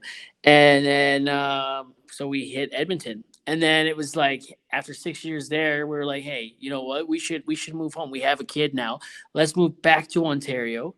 Because, you know, family is there, and we didn't have any family around us growing up, like no grandparents or anything like that. So why not have that for our kids? And so we went back to Ontario, and lo and behold, hey, family didn't help. So, you know, spent the next 2 years looking for a way back out. And then we came to Calgary, and now we're in Calgary for the last almost 2 years. And well, call it 2 years by the time we move again. We're moving to Edmonton right now. We're at the end of the school year. Cool. Yeah, man. What about you? Well, you already said that you were from Newfoundland, but how did you make that move? So when I was really young, I was still in grade school. My parents spent some time in Halifax, so we were back and forth. So grew up in Newfoundland. Moved to Ontario for the summer after my grandfather died in 2009. Tried Ontario. I was living in Scarborough, and a lot of people are like, ooh, Scarborough. I love the area I lived in. It was a great area. I was not far from the Cedar Brae Mall, like literally a hop, skip, and a jump. I was on the corner of Lawrence Avenue East and Scarborough Golf Club Road, just down by the Giant Tiger there. And it was like, I liked it. What? You lived in the suburbs. Of course you didn't mind it. Yeah. So, no, like I enjoyed Scarborough. It just wasn't for me. At that time. I had a driver's license, but I didn't have a vehicle, anything like that. So it was very difficult for me getting around. And it was culture shock because, you go from a community of 6 to 8,000 people on a good day to, you have 70, 80, 90 people in the food court. And it's like, whoa, this is overwhelming. And then you go to the bigger malls and there's like 400 or 500 people in the food court. And you're like, this is insane. So it didn't work out for me. I went back to Newfoundland where my wife today, who was my girlfriend at the time, was going back to Grenfell campus of Memorial University. So ended up back in Newfoundland. What's that? I said going to Mumbai. Smart girls go to Mun. Yeah. Sorry. The Mun girls got some buns. ADHD. I get it. But no, we tried that for a bit, and then we said, you know what, Newfoundland's not for us. We just didn't feel really at home there because she had spent most of her adolescent years in Ontario. So we said, let's go to Nova Scotia. It's a happy compromise. We're out of Newfoundland. We're close enough that we can come home if we want to for a weekend, but we can go try Halifax. We ended up in Dartmouth, which is right across the bridge. We stayed there for almost 3 years, 2 years, 2.5 years, something like that. But we went back to Newfoundland for a little bit, and then it kind of just happened for us to come out here because her mom and her stepdad are out here, and they were talking about their tenants moving out of the basement. And I just jokingly said, oh, look at that, perfect spot for us to move into. And her mom's like, oh, you guys want to come to Alberta? And I was like, well, at the time I was between jobs, my unemployment was running out, and I was like, it's lots of opportunity there, so why not? And 9 years later, here I am. I'm still here today. I love Alberta. I think after probably about 2 years, I want to say it was late 2015, early 2016, where I was like, I'm not a newfie anymore. I self-identify as an Albertan now. I went and bought cowboy boots, and I was like, all right, I'm good. I got the cowboy boots. I got the flannel. I got the jeans. Nope, still newfie. Fucking newfie pride right here. I love Newfoundland. I miss the place. Well, here's something for you. What if I told you, this is like, I wish I had money. Whoa, why did my phone go sideways? All right, sorry, boys. What if I told you about a business opportunity that you could invest in that this company has not made a cent in the last 3 years, yet their shares keep rising? I mean, I'd definitely listen to your opportunity. I wouldn't say no. I'm always. Well, I'm telling you right now, I'm not going to fucking be secretive about it. I'm letting the viewers in on this too. I'm just not going to give the name. Off this podcast, I'll tell you the name of the company. But there's a company in Newfoundland that was digging. Fuck off, phone. That was coring central Newfoundland to see if they could find oil under the island.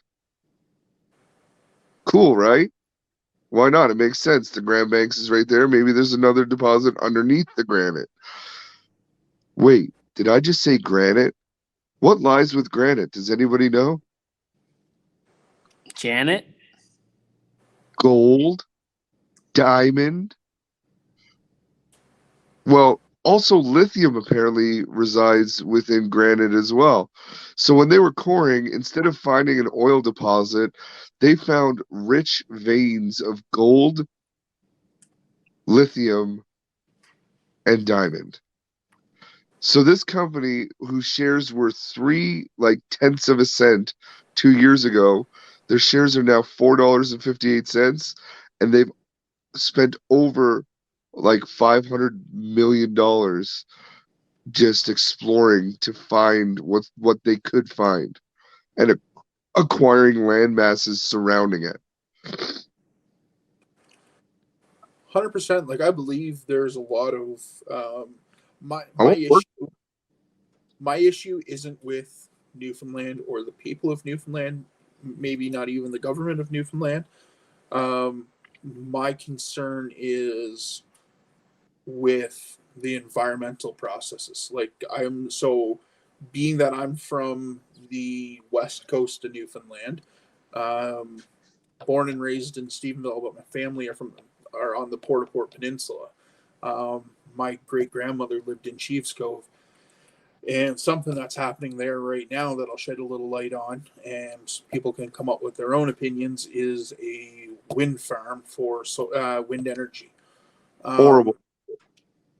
Well, that's just it. It's a hot topic right now. A lot of people are against it. They're protesting it. They're dead set against it. And then there's some people who are for it, who are for the job creation. There's people who I know personally work for it right now, and then there's people I know who are protesting it right now. The environmental process is a pain in the ass in Newfoundland. That's my big concern, because anytime there seems to be a bit of money coming around, it seems like there's so many regulations thrown up. Like they drilled for oil out on Shoal Point. Right on the nose, bud. Right on the nose. They drilled for oil out on Shoal Point, which is again out on the Port au Port Peninsula, and they found oil, and basically the company said, yeah, there's too much process and there's too much protest and there's too much fucking around, we're out. So my concern, like, you even see that guy who went on was it Shark Tank or Dragon's Den or whatever the heck it's called, Dragon's Den, and he went in looking for X amount of money because he got left a very substantial chunk or deposit, or he bought it from someone he worked for. There's a whole story behind it, but when he went on Dragon's Den, the Newfoundland government went, wait, you found black granite? And now they've tied him up in so much legalities that he can't even pull anything from that quarry. Jesus. So this is not just isolated to Newfoundland. Me and 4 friends of mine, we were going in on a joint venture to salvage sunken lumber from an old lumber industry from 100 years ago. The wood to which that we found is known as red pine. Have you seen red pine? No, you haven't, because it's a hard fucking wood to come by. It's very expensive. For a 60-foot caber, it costs about $10,000 a foot. No, $1,000 a foot. Yes, $1,000 a foot. Jesus. So, needless to say, we found over 1,000 of these logs at the bottom of a lake and a riverway.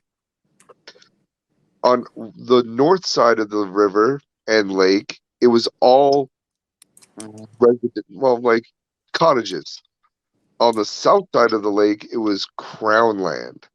Sorry, I missed what you said on the other side of the lake. It was what? You froze up there.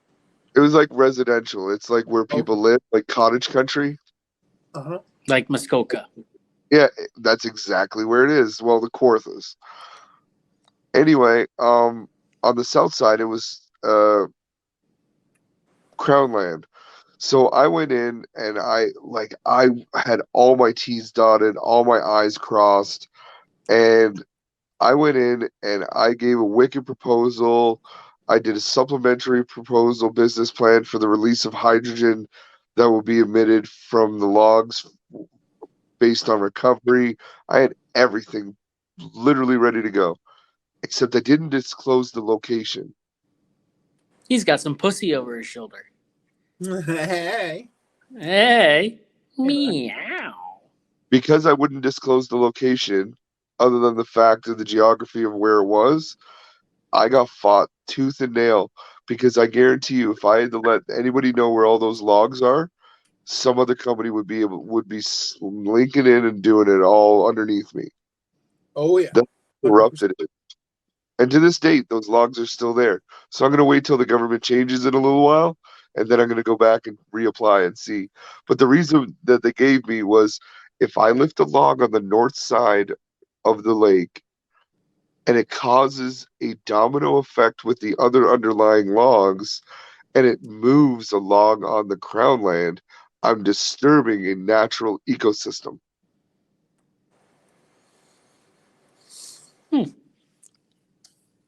But look at what they're doing in Muskoka right now. Anyways, they're destroying cottage country. Yes, they are. They're killing it.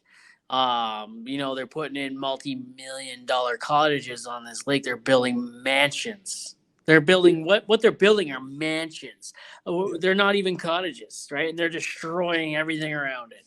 They did the same thing in Newfoundland. Oprah Winfrey actually owned a cottage in Newfoundland. And you see like Humber Valley and all the resorts and stuff that's near Marble Mountain.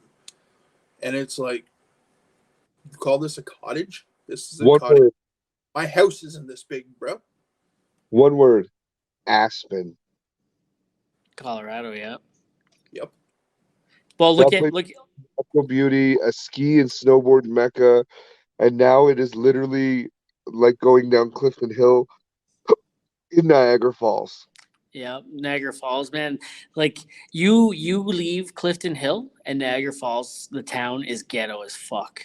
Dude, there's only like 12,000 people that live in Niagara Falls. You know that, right? Yeah, but it's still ghetto as fuck. It's ghetto as Right? fuck. You But a, leave Clifton Hill and it is sad. but a fun fact, if you, Justin, you've been to Niagara, right? I haven't, no. Oh, poo. Well, you won't get the reference. If you've ever been to Clifton Hill, it's all like amusement and carnival and wax museums and candy mountains and arcades and eateries, And not Ripley's anymore, but you know. But Oh, really? like, Anymore? no, they pulled out. oh, Um, I went to the Alamo in San Antonio, in Texas, and it was just like I was on Clifton Hill. Like all the same shit was there. Wow. It was really weird. turning historic points into just fucking commercializing the shit out of it. Well, right across, like maybe an 8-minute walk from the Alamo is this thing called the River Walk. And it is literally like an outdoor shopping mall with a river that runs right through it with boats and everything that you can get like river taxis up to your destination. That's And cool. yeah, it's a really beautiful idea and setup. Like I had Bubba Gump shrimp on the River Walk in Texas. Did you say Bubba Gump Shrimp? I'd say Bubba Gump shrimp. Is Bubba Gump Shrimp still open in the West End? Yeah, it Yep. is. Yep. It's not as good as Bubba Gump anywhere else because it's Canadian. But Yeah. you go to Bubba Gump. I've been to Bubba Gump in Florida. I've been to Bubba Gump in L.A. And then you go to Bubba Gump in West End, and it's a disappointment. But it's still an experience. If you haven't checked it out, go check it out. I feel like Bubba Gump Shrimp in Florida would be good because fishing in Florida was pretty baller. Well, it is. It's pretty good. And the one in California is really good too.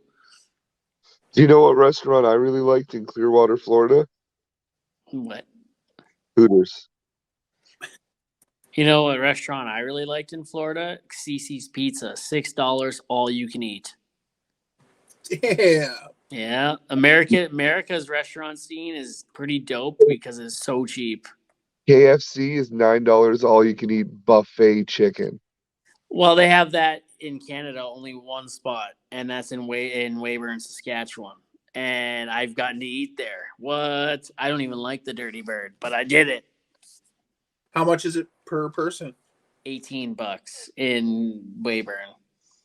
Nice. I got a great spot for you guys to check out if you're in the Edmonton area. I think it's out in St. Albert.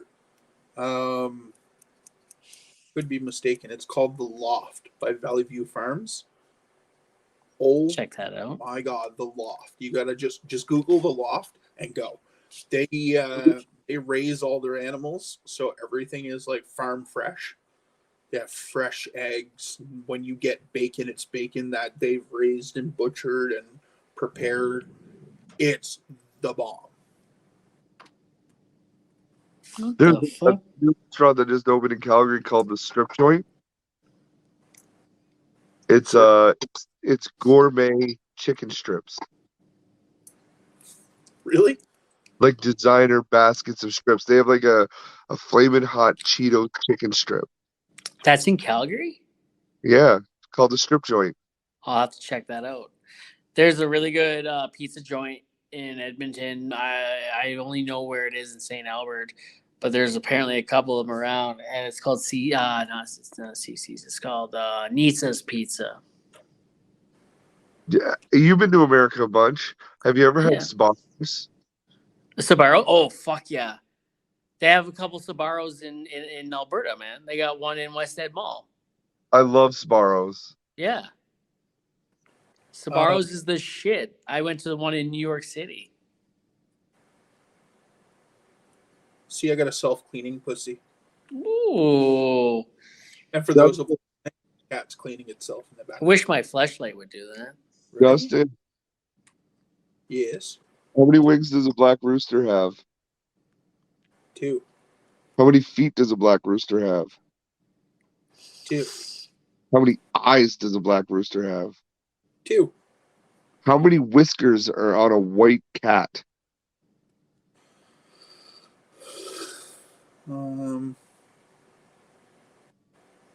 7? I know 6, where you're going. 8. If I had to guess, like 12 to 14, but I'm gonna ruin your punchline. And why do I know so much about black cock but nothing about white pussy?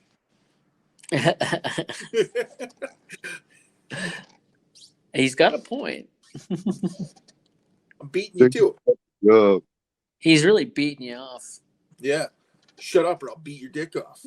I'll just beat Okay, it. guys, there's no point in beating off a dead horse. Shut up, I'll let you.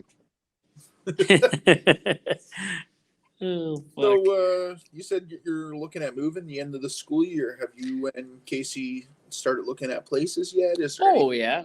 Yeah. any We're neighborhoods looking. that have caught your attention? Well, we don't really care at this point. We're actually looking in Toadfield at the moment. Great location, close enough to the city that you can get there in a half hour, less than 45 minutes. Yeah, and there's a great candy store that's opening up there. Would be a fantastic place to live near. The And it would sour make- moose. Yeah, and it would make visits that much easier because then I would only have to visit one place and see 2 Yep. of my favorite people. Yeah, and we're actually going to be there over Easter. We're going to be visiting Chris over Easter. So There you go. yeah, excited. When- The 7th, April 7th. Richard, Yeah. I'm off April 2nd to the 17th. Why do you have so much time off? Because I work a month on and I take 2 weeks off. Oh, okay. No, that's good. We'll be in Edmonton from like the 5th to the 8th, I think, or whatever it is. Call me. I'll come see you. Oh, call me Miss Honey. Me love you a long time. Me I know- love you long time. So I have a date with my boys, and we are going to see the Super Mario movie. Ooh, I can't wait to see that. same. I was gonna say the same. I can't wait to go see that. You know what's hilarious though? Have you seen that movie that's in theater? Or not? Have you seen the movie? But you've probably seen the commercials too. Cocaine Bear. I've heard of it. Yeah. I actually pre-ordered the Funko Pop of the Cocaine Bear. It's just a bear with a bloody leg in its mouth. Okay. Now I gotta ask. Okay, so when did this Funko Pop collection of yours start? What was your very first one, and what's the significance of collecting them? Like, what's the end goal here? So for me personally, my very first one is kind of what got me started. And excuse me for a second. This was my very first one. And the significance goes back to my son, which is why I was so heinous to be episode 13 and have the 13 tattooed behind my ear. It's because it's the day I lost my son. Um, and then my brother-in-law bought me Jack Oh, because my son's name was Jack. And he bought me Jack, the Funko Pop for Christmas one year. And I never really did anything with the Funko Pops. And Jack was number one. And I really had no interest in for a while. And then the second one I got was this guy, who I also took out of the package, and it's Jason, the Red Power Ranger. nice. Yeah, so that's kind of where it started for me. And then again, I had these two for months before I really started getting into collecting. And then my wife and I went into GameStop, and one of my favorite wrestlers from when I was a kid, Eddie Guerrero, there was a Funko Pop of Eddie Guerrero in the lowrider. That's cool. Oh, yeah, it was cool as shit. So I was like, this is awesome. And my wife's like, if you don't get it, you're going to regret it. So she's like, you really should take it. And I was like, all right. And that's kind of where it started, because that was the motivation to start collecting. And then I guess I traded one addiction for another, because I went from alcohol to Funko Pops. Love it. Yeah, quite the change up. Nonetheless, about the same amount of money spent. That's But it's ironic that you say that, because I went from, like, I had problems in 2005, and I overcame them, and I supplemented them with baseball cards. Heck yeah. Um, and in 2011, I bought, like, that's when I really went crazy for collecting, and I bought 10 boxes of Topps Update. Now, I don't know if you know anything about anything, but that's the most revered baseball rookie card of our generation, which is Mike Trout. Okay. I ended up with 6 Mike Trout rookie cards and 2 Diamond Jubilee rookie cards. Um, Cumulatively now, like in today's market, I'm looking at about $80,000. nice. So Nice. yeah, That's amazing. So, yeah, I guess I don't know. I dove into Funko Pops, and I'm not one of the stereotypical collectors, because a lot of people go for certain sets. They're I like, love oh, your collection. if I I'm absolutely getting love it. Like, you're so all over the place with your collection, but Yeah. it's a perfect. Excuse me, sorry guys. I believe it's a perfect representation of who you are, what you stand for, and what you're into as a person. To me, Funkos are like tattoos for you. 100%. Oh They're yeah. they're an extension of me. And people say, like, when I say I'm not the stereotypical collector, like, I don't go for all anime or stuff like this. I go for stuff that Justin likes. And so, like, I've got a few wrestling ones. Like, I've got Rob Van Dam, Dusty Rhodes, Bray Wyatt, Randy Orton, just to name a few more All notable. new generation, blah. And then I've got some hockey. So I got Nathan McKinnon, Wayne Gretzky. I got a couple of Connor McDavids, a Leon Draisaitl, Dennis Rodman, LeBron James. And I'm just going to put it out there. I'm not a LeBron James fan. I just know that once this gets vaulted, he's going to be worth something. So I'm just going to hang on to him for the meantime. LeBron James doesn't like you either. You're too white. James. LeBron James. And then I've got a bunch of randomness. So, like, Taz as Scooby Doo. So for the Disney 100, they did a Looney Tunes Scooby Doo mashup. So Taz was always one of my favorite from Looney Tunes, because for someone with ADHD, him going blah, blah, blah, blah, is like how my mind worked. And then Scooby Doo, well, because it's fucking Scooby Doo. And then, like, not a huge Star Wars guy. I'll be honest about that. Some people think it's cool, some people don't. I don't hold an opinion either way. Just it wasn't for me. Maybe one day I'll sit down and try to watch them. But I think Baby Yoda was awesome. I was like, this is the coolest thing. So I got Grogu. I've got him, like the Baby Yoda. I have him as a Funko Pop. And then Lilo and Stitch. I was a fan of Lilo and Stitch. I got Stitch in a skeleton costume. I got Be Real as the Green Thumb from Cypress Hill. I just bought my daughter Wednesday Adams. She loves Wednesday, and I have an Austin Matthews one. But I just introduced my daughters for the first time to, when I was home, to Lilo and Stitch. We sat down, we watched the movie. They loved it, dude. That movie's over 20 years old now. Crazy. It's fuck. Jesus. Right? So, like, I pick up a little bit of everything. Like, I picked up some Dragon Ball Z just because they're. So I got Jiren, Shin, and Super Saiyan Black Goku.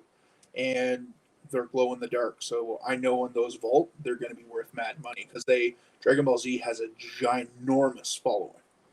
Yeah. And those I'll sit on just because they're going to be worth something. Black Adam, because he was played by The Rock. I got that character. I got Zorro. I got Squirrely Dan from Letterkenny. Squirrely Dan. I got Bluto in the Toga Party from Animal House. Nice. Yeah, so I got some random ones like. What's cool about these too is they make select runs. So, like, I noticed in your collection you have quite a few Canadian limited editions. Yes. So I also have a Funko Canadian exclusive, and I've heard like rumor that if you have one of the first 100 Funkos in their packaging, they can go for upwards of like $30,000 to $50,000 a piece. Some of them are absolutely crazy. Like there's one Funko I believe sold for about like $500,000. Was that the Biggie Smalls gold? No, it was an anime, I believe, if memory serves me correctly. But there's been some cool ass shit. I got a Biggie, so crazy story. I actually had the Biggie albums, which is the larger Funko box, and it's got the album cover. And that's cool. Unfortunately, my cat knocked it over and broke the case. So I just took Biggie out of the package, but he's still badass. That is pretty badass. I like that. Yeah. Now, so have you ever cut one of their heads open to see if there's one inside? I have not, but I've heard there are select ones that do have that. But I've also seen a lot of people do it and find nothing. That sucks. Yeah, I'm not about to do that. Yeah. And then I got some like random ones like Al Bundy because it's Al Bundy. Mac from Super Troopers. Do you remember the movie Super Troopers? Of course. Come on, Meow. So Rabbit, Mac, Ramathorn. Yeah, Car Ramrod. Come on, Meow. Alita Ricola for Officer Farva. So I got Mac wearing the bulletproof thong with his earmuffs and safety glasses on because safety first, right? And then I've got Axel Foley, Mumford from Beverly Hills Cops. Just so you guys know, currently casting 2 months ago, Beverly Hills Cop 4 is going to be in production. Shit. I did a casting call for it. A new Bad Boys coming out, and a new John Wick coming out this month. Okay, John Wick for me was a movie they could have stopped at 1, and it would have been just great. Same. But number two is fantastic. But number 1, they could have stopped. It's one of those movies that didn't need a sequel. John Wick is amazing the way it is. 100%. I actually am on the hunt right now for a John Wick Funko because I love the character. I got Tony Soprano, Bob Ross, and then I've got some musicians. Like I got Biz Marquis. You say he's just a friend. Yeah, I know. He died last year. Yeah. Yes, last year or the year before. Last year.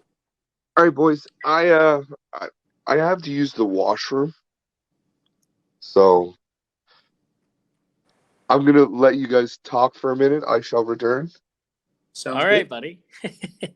I'm gonna start wrapping her up a little bit though. It's just like kind of like winding her down. Anyways, it's 10 o'clock, and you gotta be at work at 5. So Same. I get up at 5, so it's like, yeah, no, man, it's been fun, and yeah, man. I'm Yeah, excited for you. when I go into podcasts, right?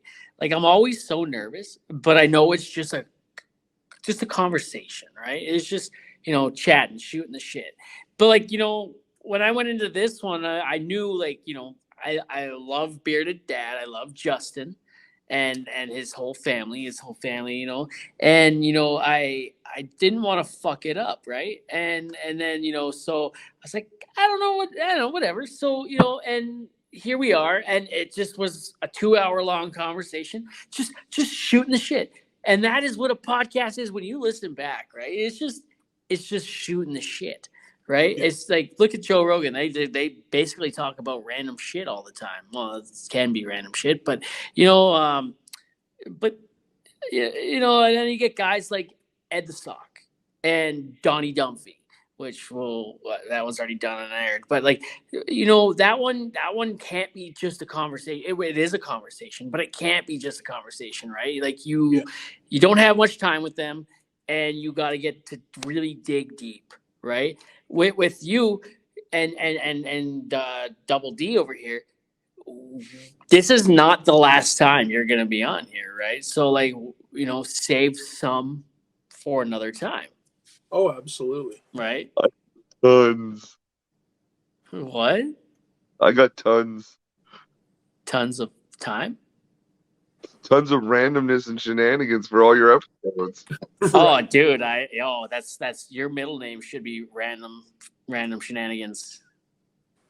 All right, the next person that says shenanigans is getting pistol whipped. Hey, Farva, what's the name of that place with the goofy shit on the walls? You mean Shenanigans? Oh Yeah. shit. So Justin, I usually like to, wrap it up by and you probably listen to it, but like, the Mount Rushmore thing, like who's on your Mount Rushmore and why? My Mount Rush. Well, first and foremost, my grandfather. I think that's a no-brainer for me. What do we got? 4 people on Rushmore? I think there's 4 people on Rushmore, yeah. Yeah, 4. Yeah, okay. I figure. My grandfather, because he overcame his addiction, he found, for his own perseverance or his own journey, he found God and dedicated his life to that. So changed his life around, overcame addiction. I think, he has taught me so much that I wouldn't have a Rushmore without him. Damn. And then crazy enough, at only 7 years old, my son, he would be on my Rushmore. And I know that's going to be like, well, how's your kid going to be on your Mount Rushmore? That's the most biased thing I ever heard. He's made me such a different person. Him and his mother, both. I have to give credit to both. But my son's on my Rushmore. And the reason why is he said something to me that I'll never, ever forget as long as I'm living. He was upset one day. And I said, "Oh, buddy, you don't have to cry." And he's like, "I know I don't have to, but I'm allowed. It's okay. I'm a boy and I'm allowed to cry. I'm allowed to have feelings." And that's kind of what allowed me to get in touch with my feelings. So my son would be on my Rushmore. Damn. Yeah. Also, I think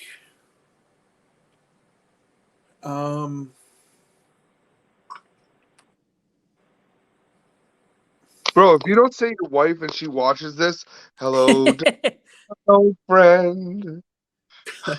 my wife's right up there with my son.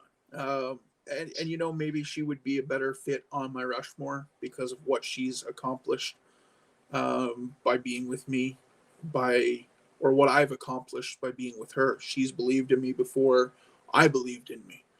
She has taught me how to be a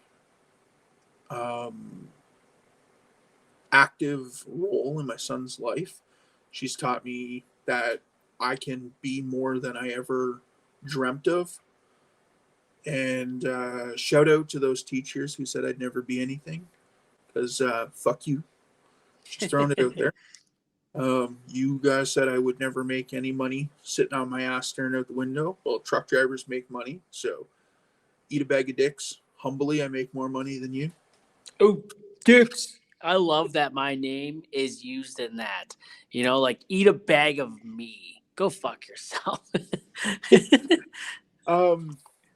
And I think Gord Downey would be on my Rushmore. Ooh. Good person, good philosophy on life. Didn't necessarily follow the stereotypical norms. Treats everybody well with respect and dignity. And I think that's something we all should strive for. So, being Canadian, being the person that he is, the influential person that he is, the respect that he has from the masses by being the person he was during his illustrious career and absolutely beautiful life. I don't think I would be able to measure life as a whole for anybody. I think he lived the best life because he did it all. He's, he had that final concert. I just think he's probably one of the greatest people to ever live. Huh, that's interesting. I love your Rushmore, dude. I absolutely love your Rushmore.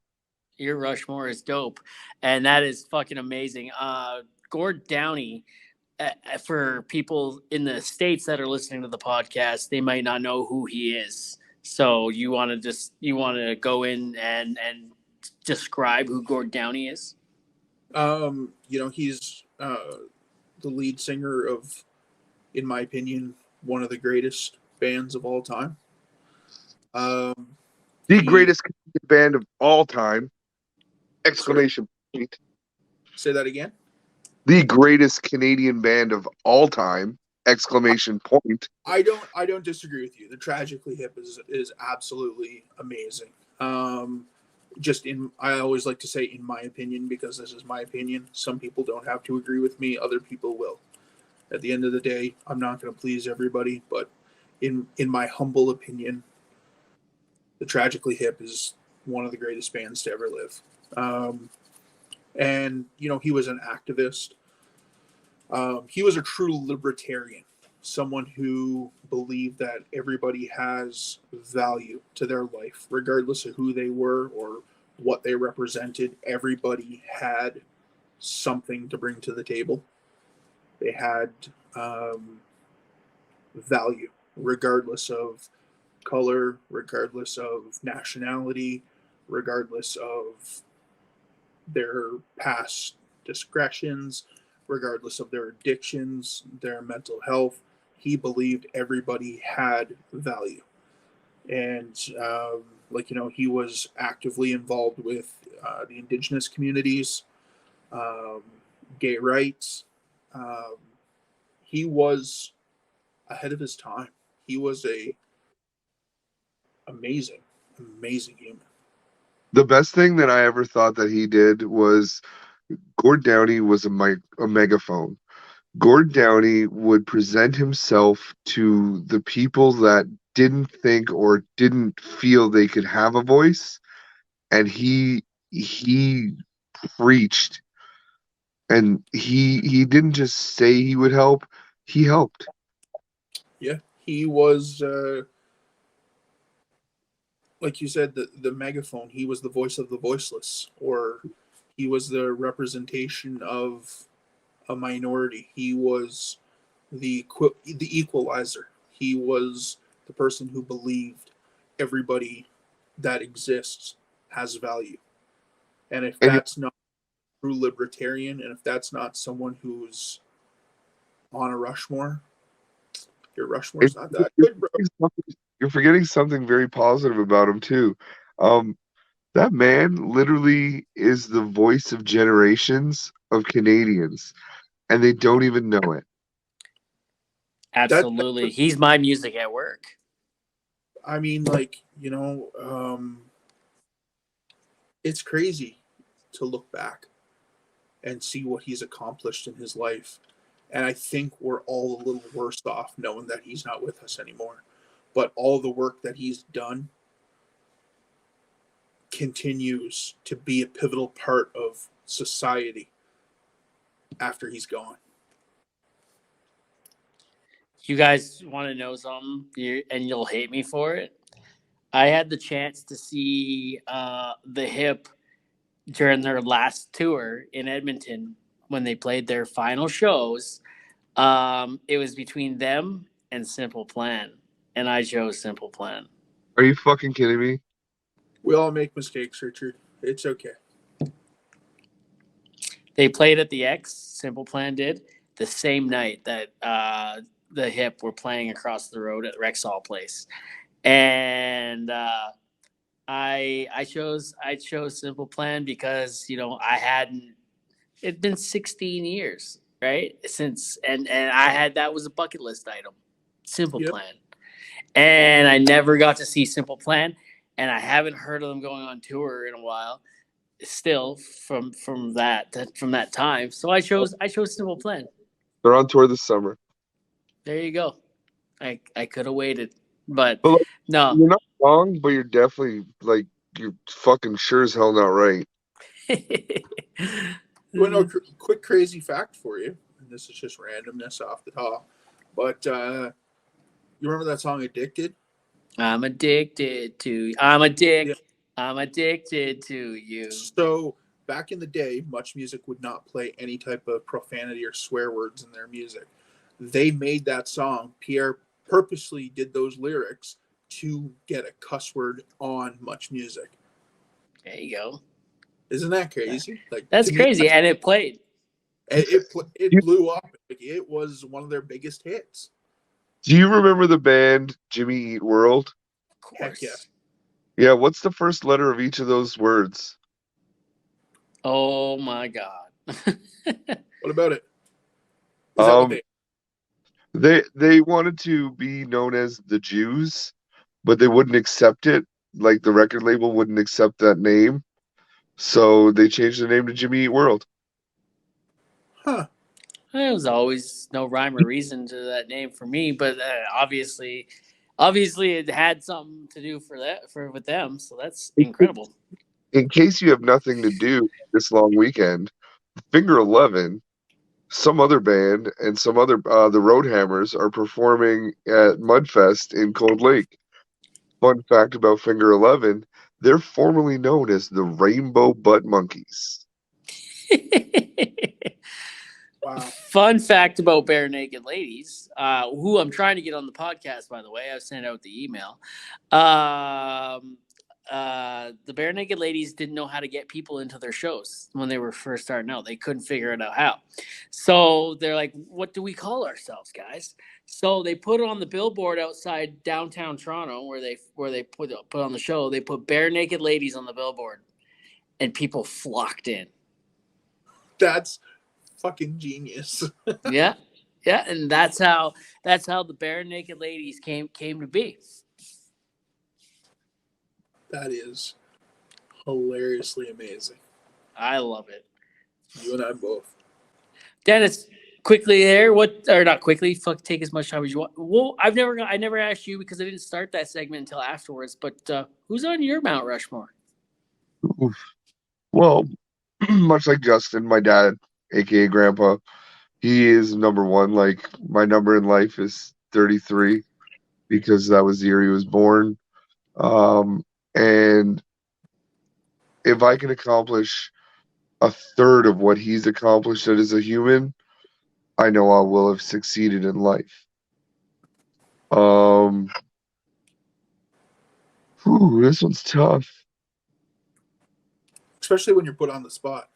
Yeah, That's I know. That's why I do it. Get to bed. Other person on my Mount Rushmore would be my son Aiden. Um, Truth be told, I never knew what love was until that kid spoke his first sentence to me. Um, I wasn't ready to be a dad when he was born. I wasn't capable of the connection that him and his mother had. And while postpartum depression's a thing, I went through my own kind of depression because like I was in a place, it was new, didn't know what to do, I felt insecure. Anyway, it was worth it for when he got his own personality and I'm responsible for a bit of that. So like I don't know. He unlocked the gift of unconditional love in me, and that's something I'll forever be grateful for. Um Shit.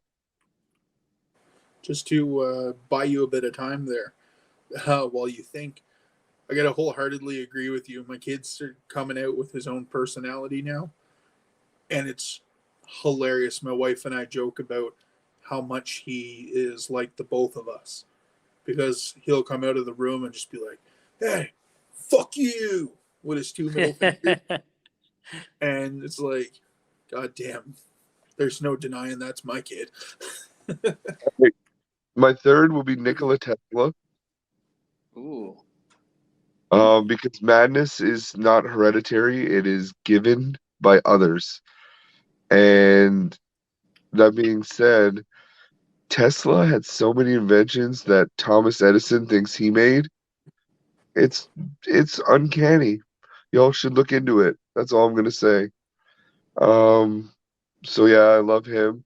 And right now, you know what? Fuck it. I really looked up to Stephen Hawking because that guy's mind didn't work like anybody else's. Stephen Hawking. Wow. Sounded like you were motorboating. You wish. Oof. Ah, you know how to talk to a guy. You know Yeah. how to treat a man. So, Richard, I don't know if anybody's asked you, and maybe I've missed it. Who's your Rushmore? I was asked and I gave it. But I think it's changed a little bit. And I'm gonna add someone on there that people wouldn't expect because I do a lot of shit talking on him, but probably my dad, right? And it's because every time I look up on my Mount Rushmore, I need to be reminded of who I'm not and who I won't ever be.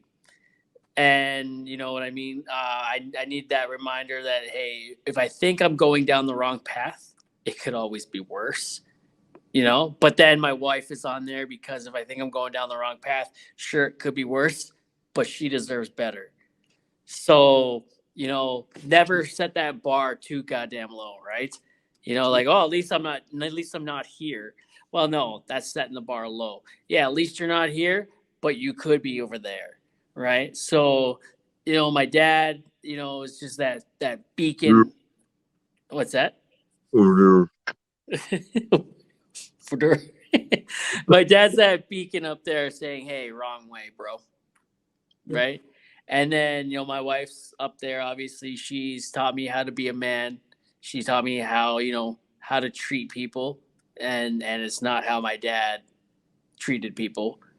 Obviously, my kids are gonna share one rock because fucking, you know, I didn't know true love either, and like you had already said, and yeah, my kids are amazing, right? And then my nana's up there because I didn't know her till I was 23, 24, and she's an incredible lady, and she's going through her own shit right now, and I haven't talked to her in months and I feel guilty about it, but like she is going through some health shit, and she doesn't even know who I am, really, and that's fair because I was not a part of her life. We weren't a part of each other's life. So that short term memory is just, you know, not there, right?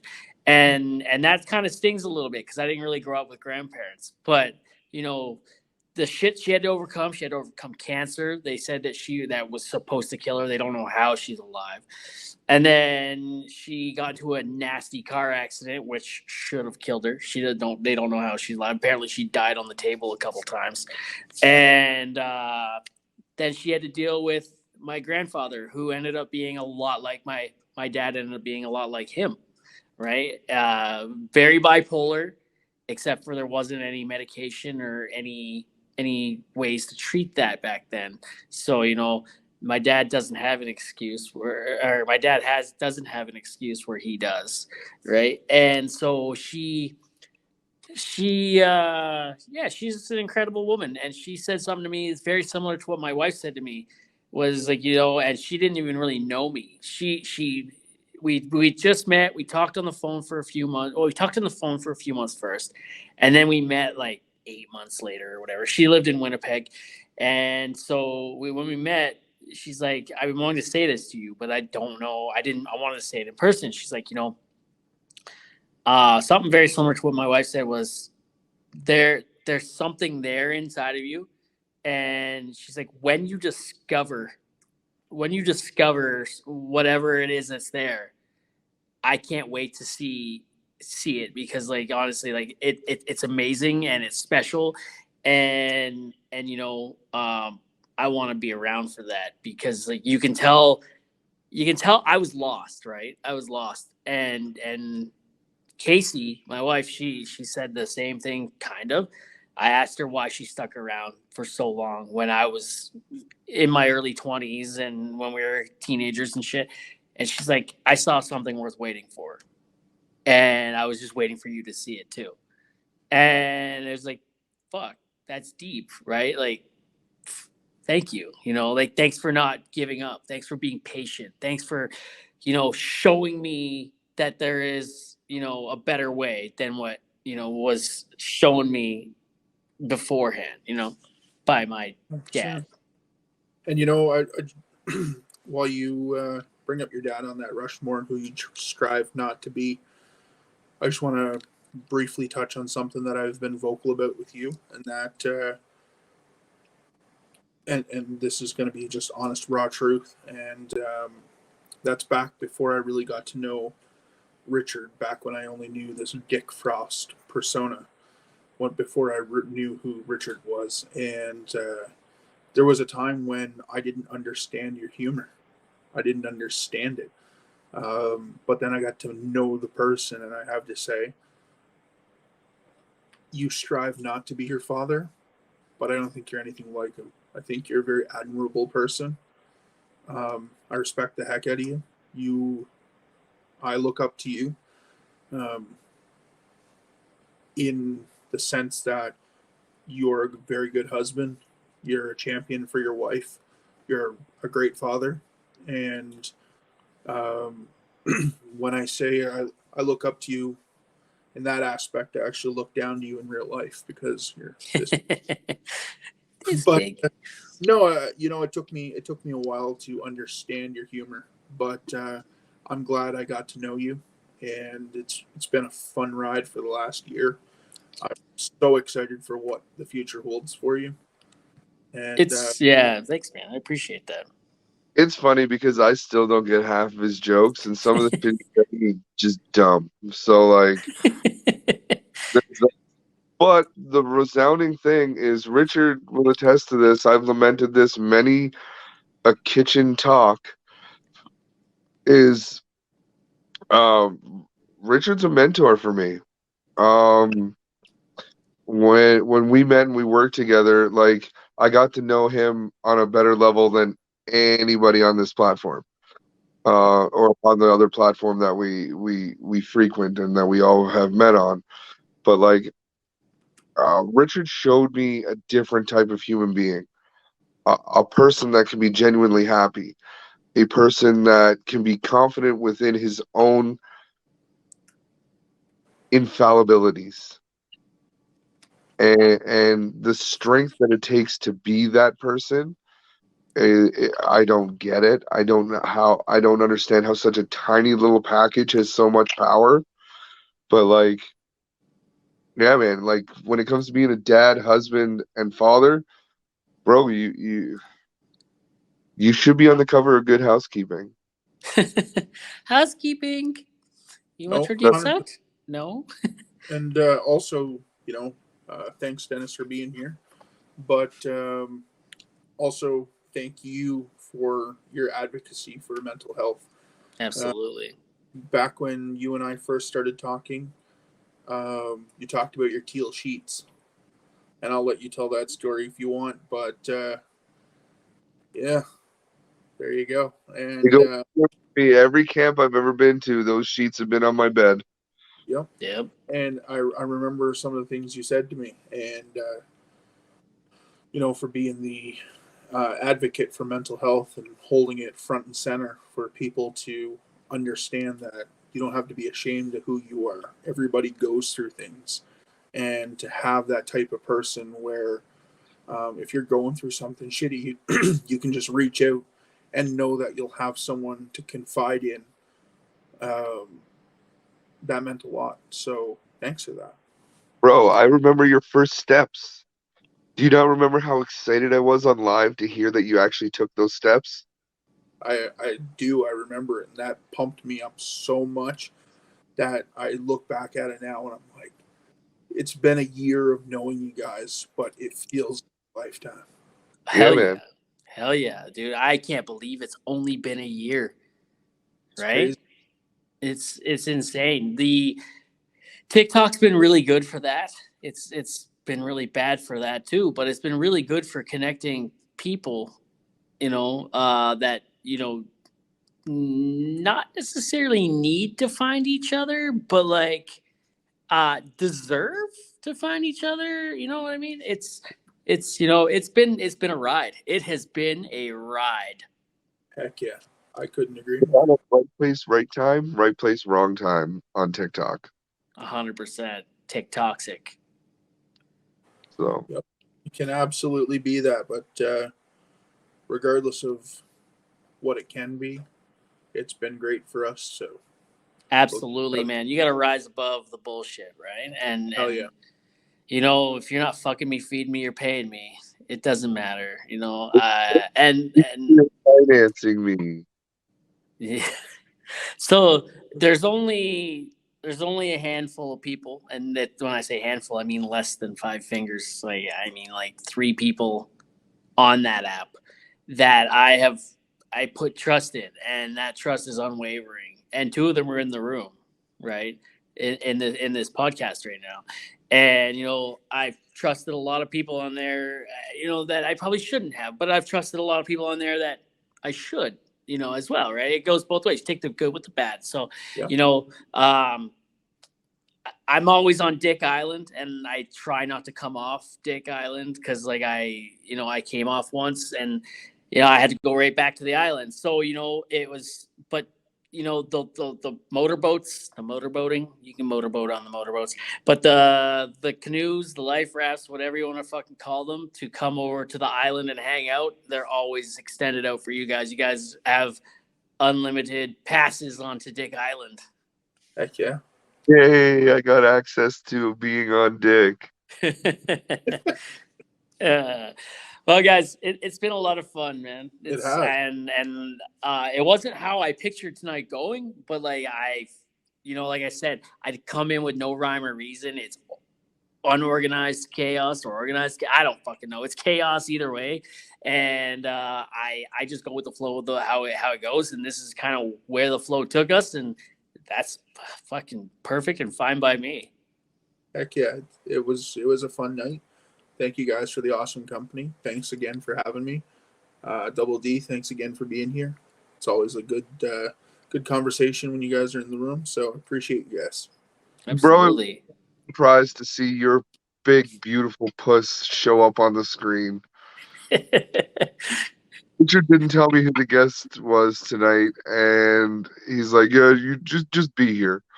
So He told me he had a special co-host. He didn't say who it was. I thought it would have perfect. been, but I was pleasantly surprised. as much as I like Casey as a person, I have to say I was pleasantly surprised when I seen you. Yeah, man. Hell yeah. All right, gentlemen, you guys have a great night. Friends that anyone could ever have. Are we the Three Stooges, by the way? Like, all